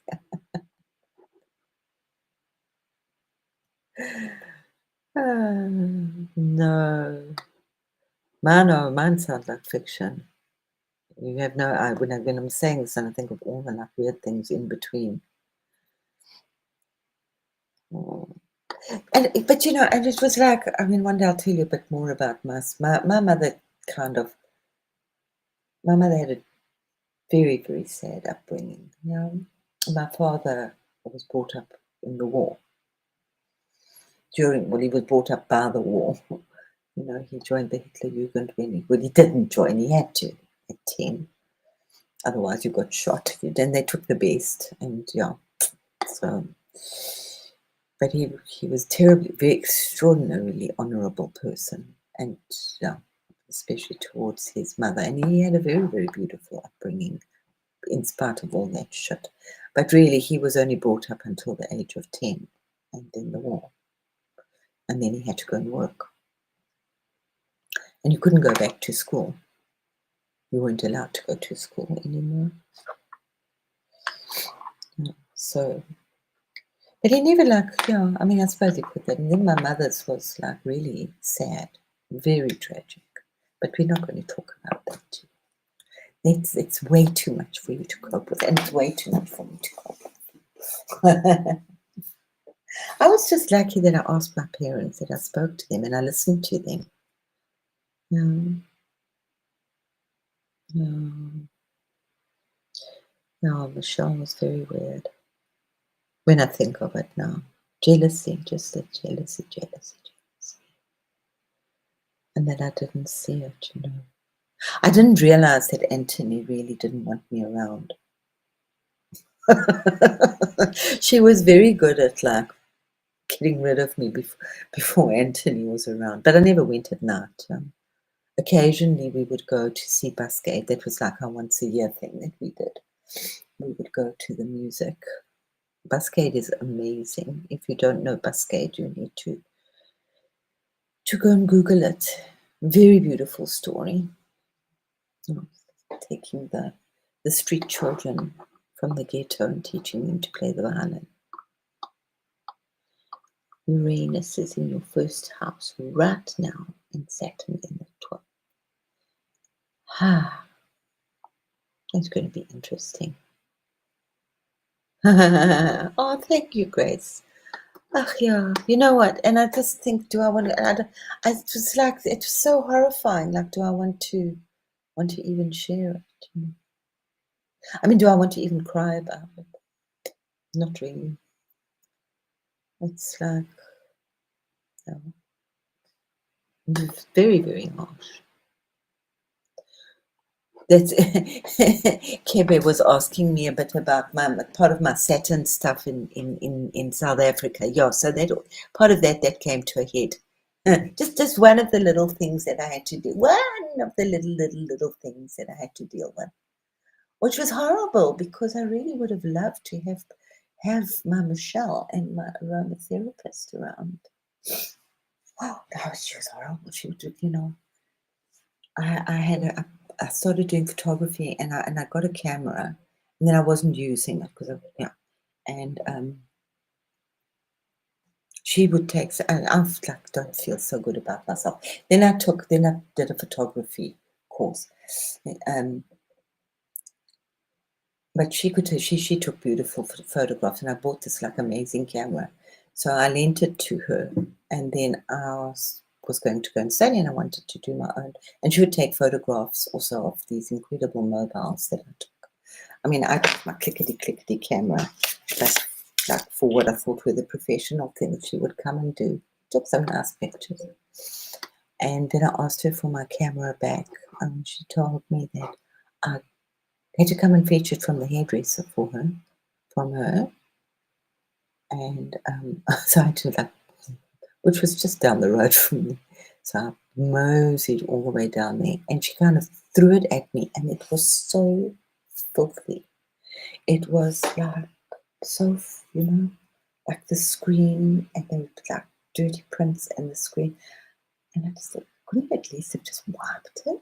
I mean, I know that you, like, I feel you don't want to give me my camera back. I think I've had asked her a few times. Yeah, I know, that's horrible things. Ugh, jealousy, grabbing. Yeah. Yeah. It was just, yeah. I can remember that was like, if anybody hasn't done it or needs to do it, it's a really awesome book, Women Who Run with the Wolves. A lovely book. It's a nice working through strong power. And then I wanted my book back.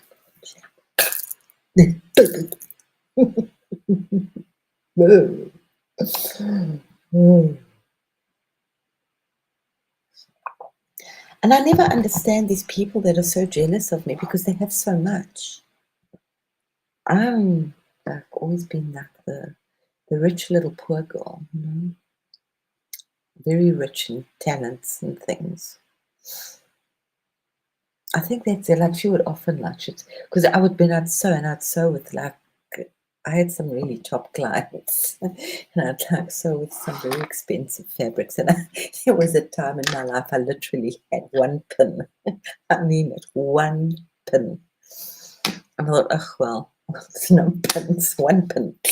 And I would put jam jars and tins on top of the material, and then I would just cut.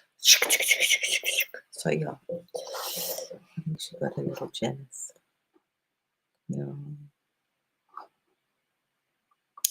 I have even more stories, it's actually getting embarrassing that I never ran away before. Yeah. Oh golly, also they had it was a very harsh life. Doesn't matter whether you were rich or poor, that really, well, I suppose if you were, my grandparents weren't part of the party. They went bankrupt instead. Yeah.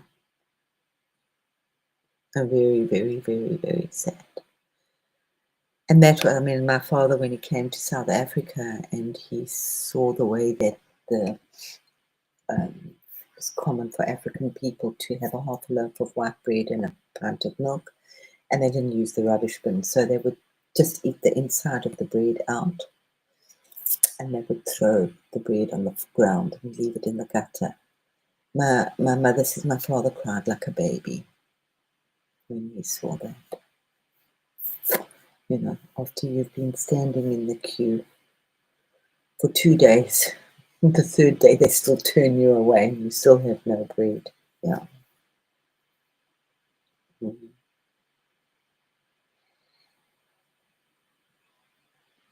So our parents must have been about the same age, Grace. Yeah. Mm. Yeah. No, and then there was no food. Yeah. Well, I don't know what it was like in Italy if you had to join them, part of the army, because they had Mussolini. I'm not sure. Oh. No, it was hard. I mean, my father would like joke about things that he'd come home and he would like in Germany they do a thing with fat and breadcrumbs and like crispy fried onions, and they like to, it's like a schmaltz thing, and then they like to put that on their bread. And he came home and he saw the pan and he thought, oh, delicious. So he sat and ate the whole lot, which was their ration for the week. Yeah. And that's then my father left. He got a job. He wanted to be a brain surgeon, but he obviously didn't do that. So then he became an engraver, and then he traveled to Italy. He traveled all over Europe on his bicycle and did he did work along the way. And then when I was growing up in South Africa, it was really interesting in the 60s because you had so many people that came over from war-torn Europe, Italians and Lithuanians and Russians and Jews and Greeks and you name it, everybody came over. And South Africa opened arms to them. They were very open. But a lot of them, they couldn't speak the language, and most of them, I suppose, didn't have a trade, because if they were 14 when the war ended, then my father was, 20-something. He came over in 58. So there was a lot of people coming into Johannesburg, and it's not a nice area now, but that was then Hillbrow. It was very, very cosmopolitan. So most of them, or many of them, they started little bistros or little restaurants or little takeaway things, little coffee shops, so little pizzerias. So it was really exciting growing up there, because it was so amazingly cosmopolitan. So whatever they could cook, or whatever Boba could cook, or whatever Granny could cook, they made it, and they sold their cappuccino, and they did these, South Africa was starved. We had none of that. And the life was good in South Africa, because you had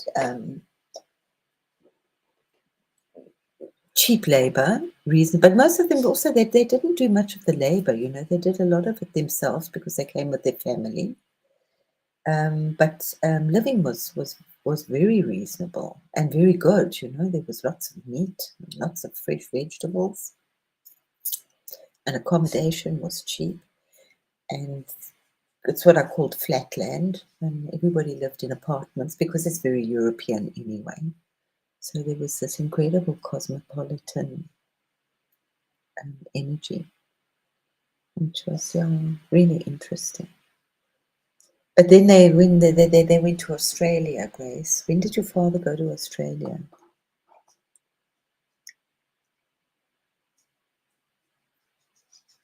Yes, you must come back. We've missed you. You're going to be 45. When is your birthday, Dale? When is your birthday? I have to take my dog out.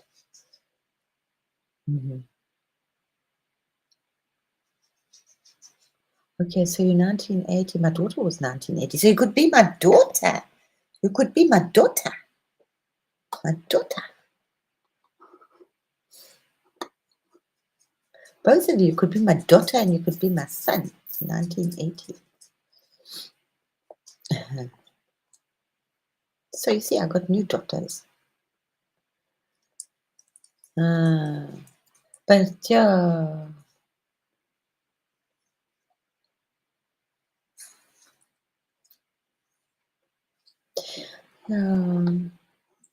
Yeah, as I said, they hit a lot, but I mean, yeah, you had in South Africa, a lot of Lithuanians went to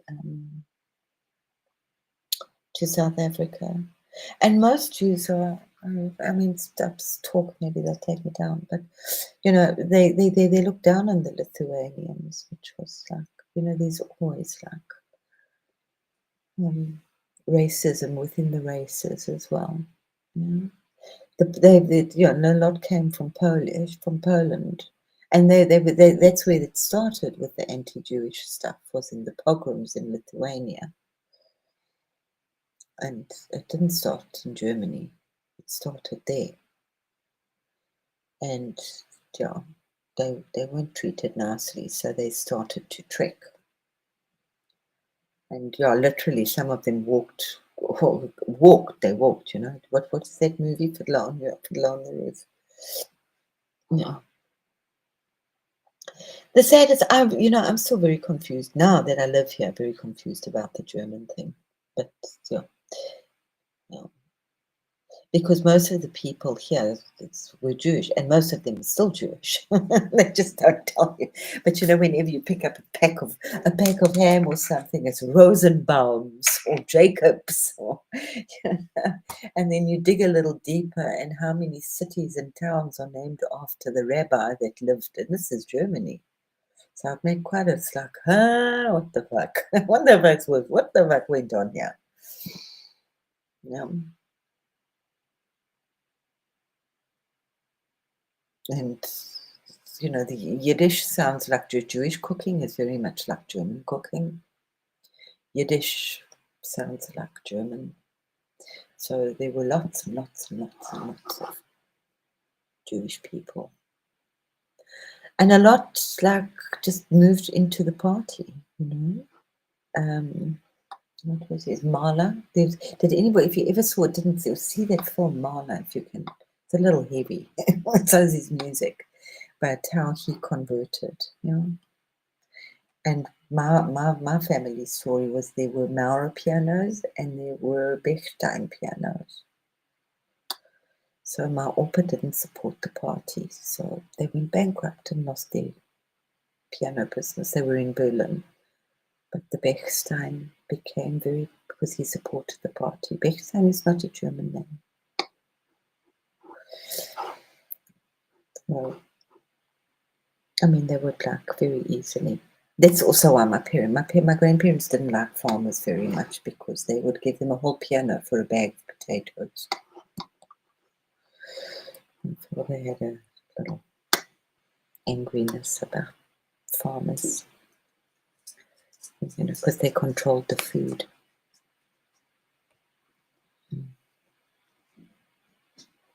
What did you all of? I don't know. I think I know what you mean. I'm not sure. What is KB? My grandma, my dad was okay. My father was 29. It's funny, hey?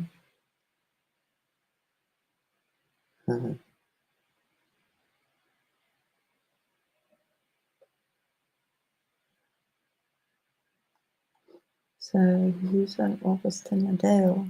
He's on the 19th.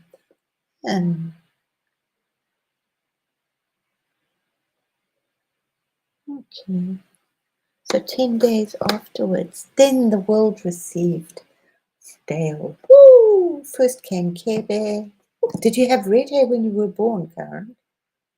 Shh! I can just see your hair when you were born. Yeah, same age. Sicily was bombed. Yeah.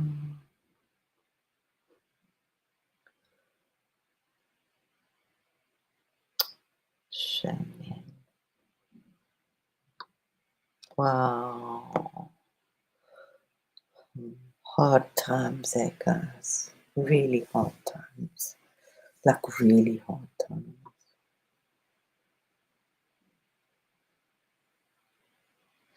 I think so, Dale. I think it's just that you can't budget, because every week, every 2 weeks the prices go up. It is still pretty cheap.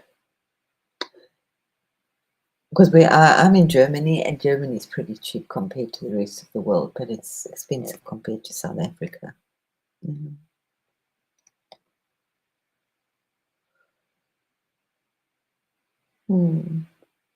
Yeah, so those people, they all left here. Well, not all, but lots from that whole area. The Russians, Czechoslovakians. Yeah.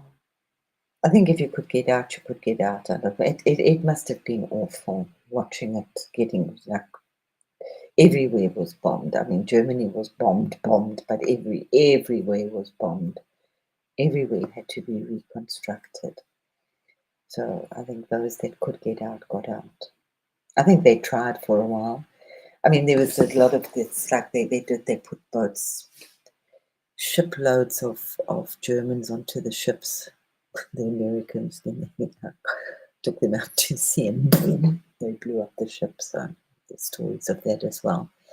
But they also took a lot of the children. They left. And they went to America to get them out of this situation here. Because the men were completely, there were hardly any men left, and they were beyond devastated.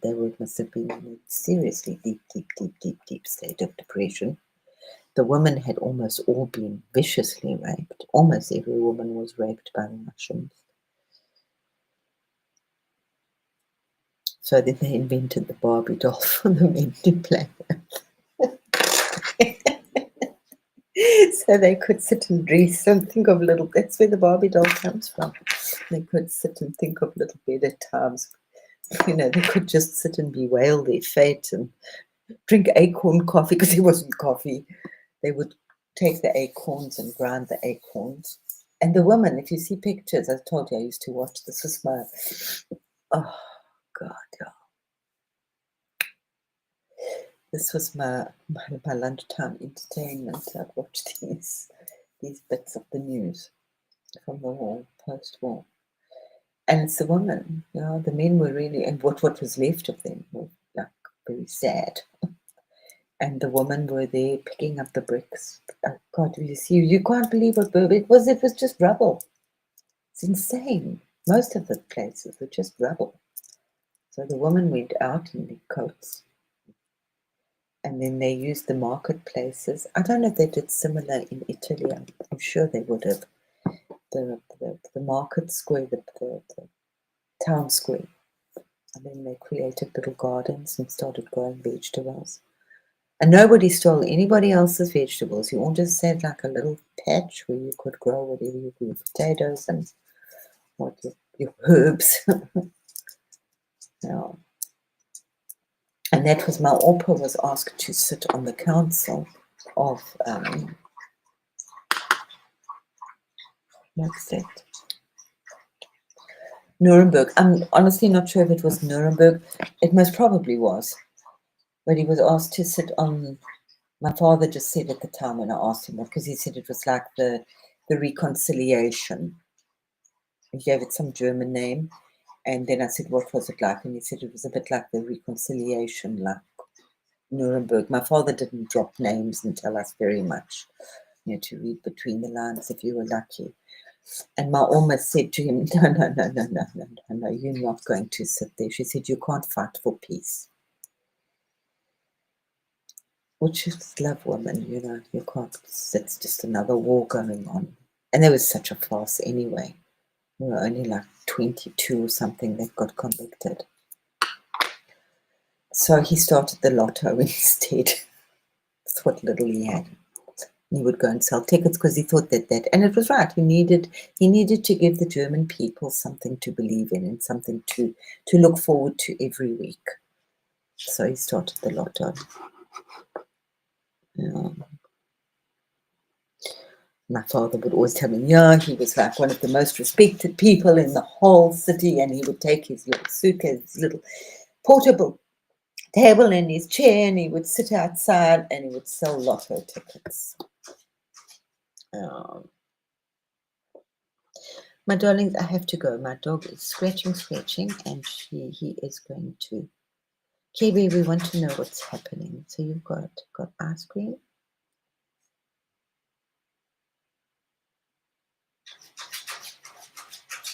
Who's cut? Oh, General Cuss. Okay. Yuki. But Cuss. Oh, so you're a mixture of Leo and Virgo or whatever.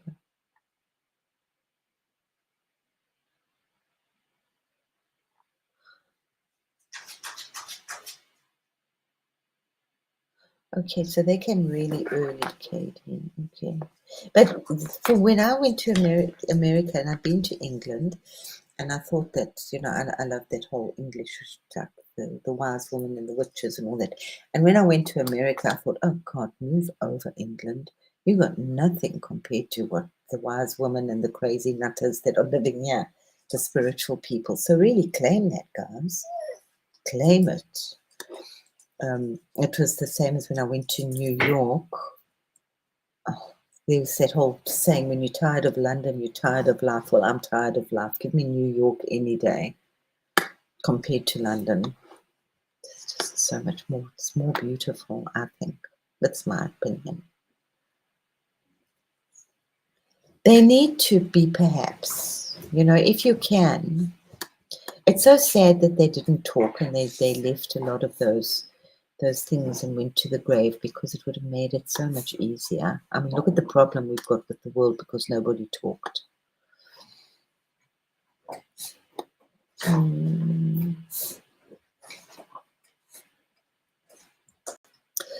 Okay, I'm going to say goodbye and take us off to La La Land.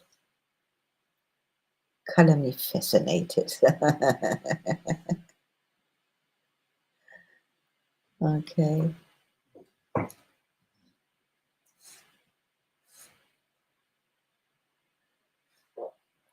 Yeah, it's good. Astrology really freed my life. It freed me. I was terrified to have my chart read, and I first had my kids read, and then mine. And I was really lucky. I had it done by a really beautiful person, and then she looked at the correlation between family things as well, which was very fascinating. Like the kids, so you can see like you get similar traits even in your birth chart. It's really fascinating. So like, somebody might have curly hair in the family. So a whole pile of kids get curly hair. So somebody's got like planets in the 12th house or sun in the 12th house. So a few of my kids have got 12th house suns as well. So yeah, a lot of you can see it's like a family tree. So if you know some of that, it's awesome as well to look at that. And yeah.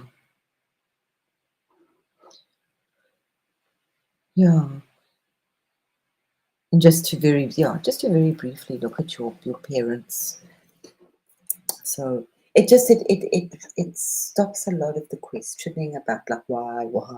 It's like, oh, okay, that makes sense. Now it like really knits a whole lot of stuff together. That was my experience, my first experience with astrology. So I'm going to love and leave us. You are going to almost be in night time now. I'm going for a stroll. Almost under the moon. No, it's still, the birds are still singing at 10 o'clock at night. Yeah, it gets dark very, very late in summer and very, very early in winter. So I love us all. We're all amazing. Don't forget, where are we going? I'm going to give you a quick flash while I say goodbye. Dun, dun, dun. Who was that? And we have PG tomorrow.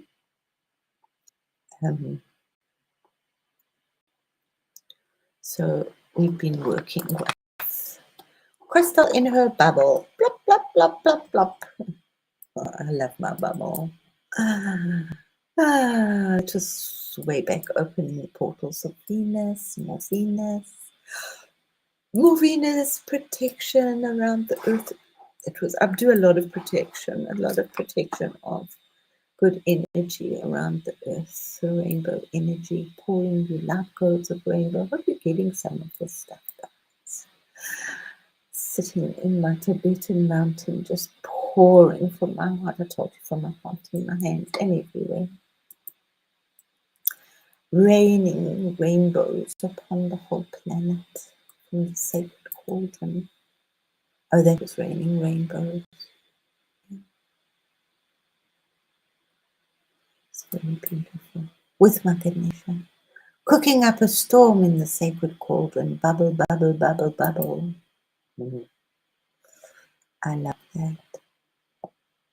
Just spreading, pouring rainbow love. The sacred flower of love. Oh, it's how I see the world. Radiating all this beauty. And you can please radiate your love, drawing love and radiate it out to everyone. Our Esther's definitely dancing with us.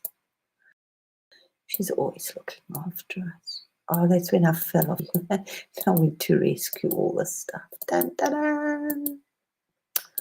Going through the portals of Venus. We're going to go off to new stars. I'm just trying to keep it simple right now. Venus is enough. And I think we're doing, some people are doing, I can't do this. Part of the Pleiades. I am, but I'm not. I'm not doing that.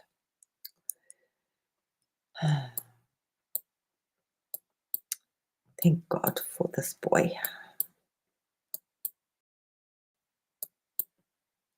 Thank God for him. The bumblebee princess did say thank you to him very much. Lots of love pouring in. I love this one. My beauty's just pouring, pouring love. What else can I say? There must be a million ways to say it, but I can just tell you it's just pouring rainbow love and unconditional love. Because I've had to work very hard at unconditional love to love people. For my own sake, just love them and say thank you. Portals of Venus, pouring, and that was the green sun, so it's a lot of quick healing, so enjoy that. Looking at the shadow quickly, please don't get stuck there. Take a screenshot if you want and draw these. Draw them all over you. Draw them in your bath. Like just use your hand to draw these sigils in the water in your hair in your bath. It's really important to bath, or draw a spiral in the water in your bath. I usually draw what's that thing? You know that thing. I can't say it. An infinity. These are particularly Tibetan, very, very ancient sacred sigils. Ganesh is working very hard. Thank goodness for Ganesh. Don't forget to go and please and talk to a fairy. There's lots of them about. Oh, Dale, you didn't see the Africa. Mama. She's really doing good stuff. Just protecting her. That's for her, not for us. Radiating emergence. Radiate from your heart. Radiate from your head. Radiate from your solar plexus. Breathe in love. Breathe out love. Breathe in love. Breathe out love. Invocation of the radiant heart stream. Please just stream. Let love stream forth. There is the great invocation on that one up on Discord. You can say it. You can get a YouTube it. It's nice to say it 3 times. You know, that was a huge wake up call for me when I came to Germany. I was like, my brain was like all over the place. And it was focus, pray. I was like, and to listen to the great invocation 3 times, I think is 2 minutes and 40 seconds. So I had no more excuses. It's like a long time. Now, whole 2 minutes and 40 seconds out of your day to do the great invocation 3 times.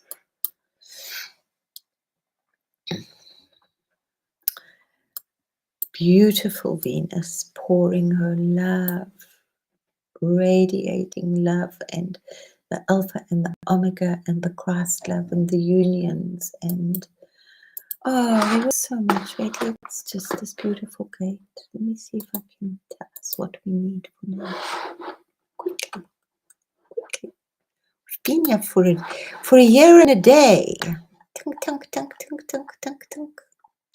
So long.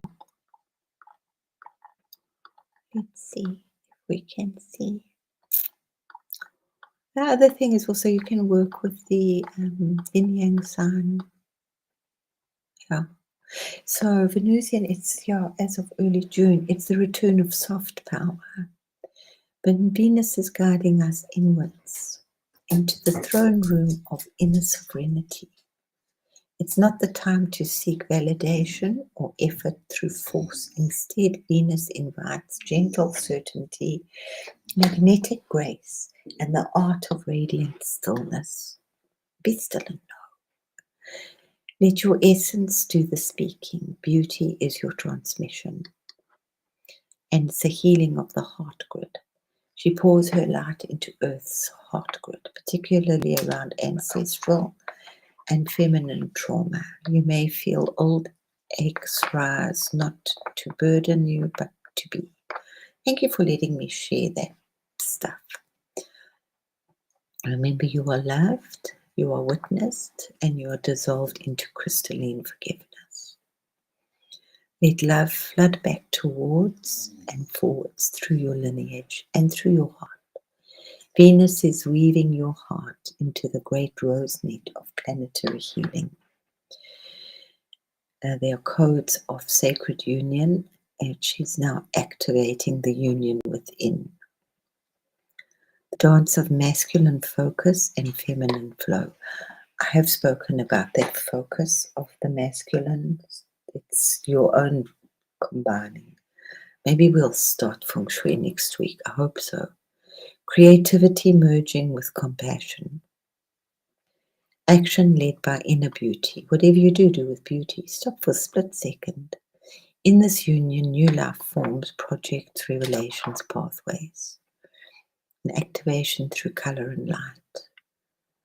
Venus responds strongly to pastel radiance, soft pinks, opals, moon golds, liquid aquas, to fragrances, flowers, offerings, bubbles, marshmallows, cotton wool, sound codes in harmonic fifths and spirals. Try singing to water. Do that. It's really beautiful. Working with water. Absolutely. And soft, delicate, delicious foods. Just stop. Smell the flower.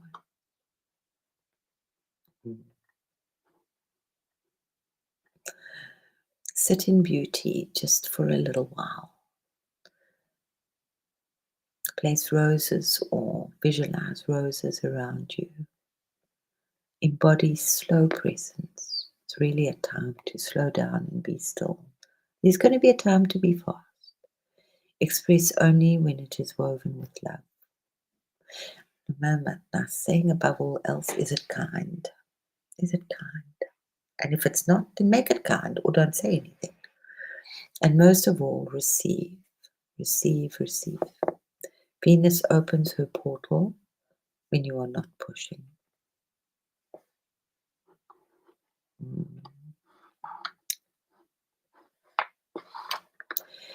So we love and leave you with all sorts of beautiful things.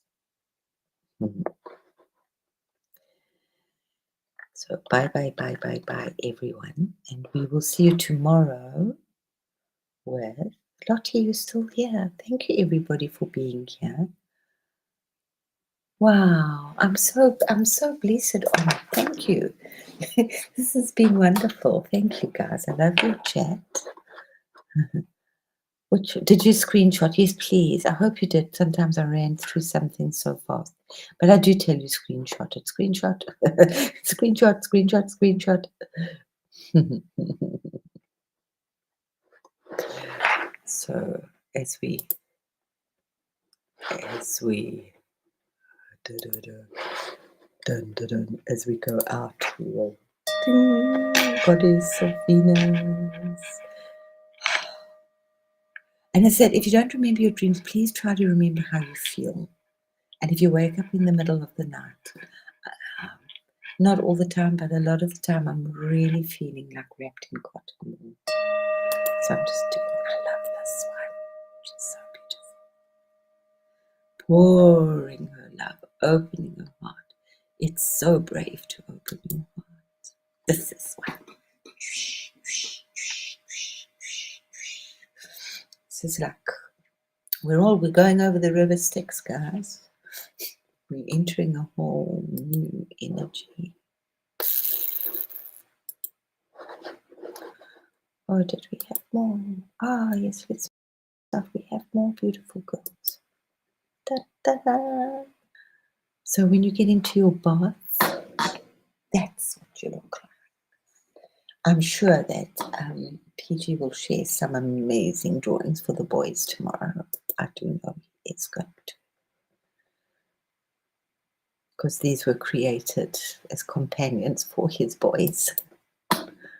Not all of them. Love, love, love, love, love, love, love, love, love, love, love you all. Please, did you take a picture? Because it's, here we go. Those that are still left, if you want to take a screenshot. Yeah.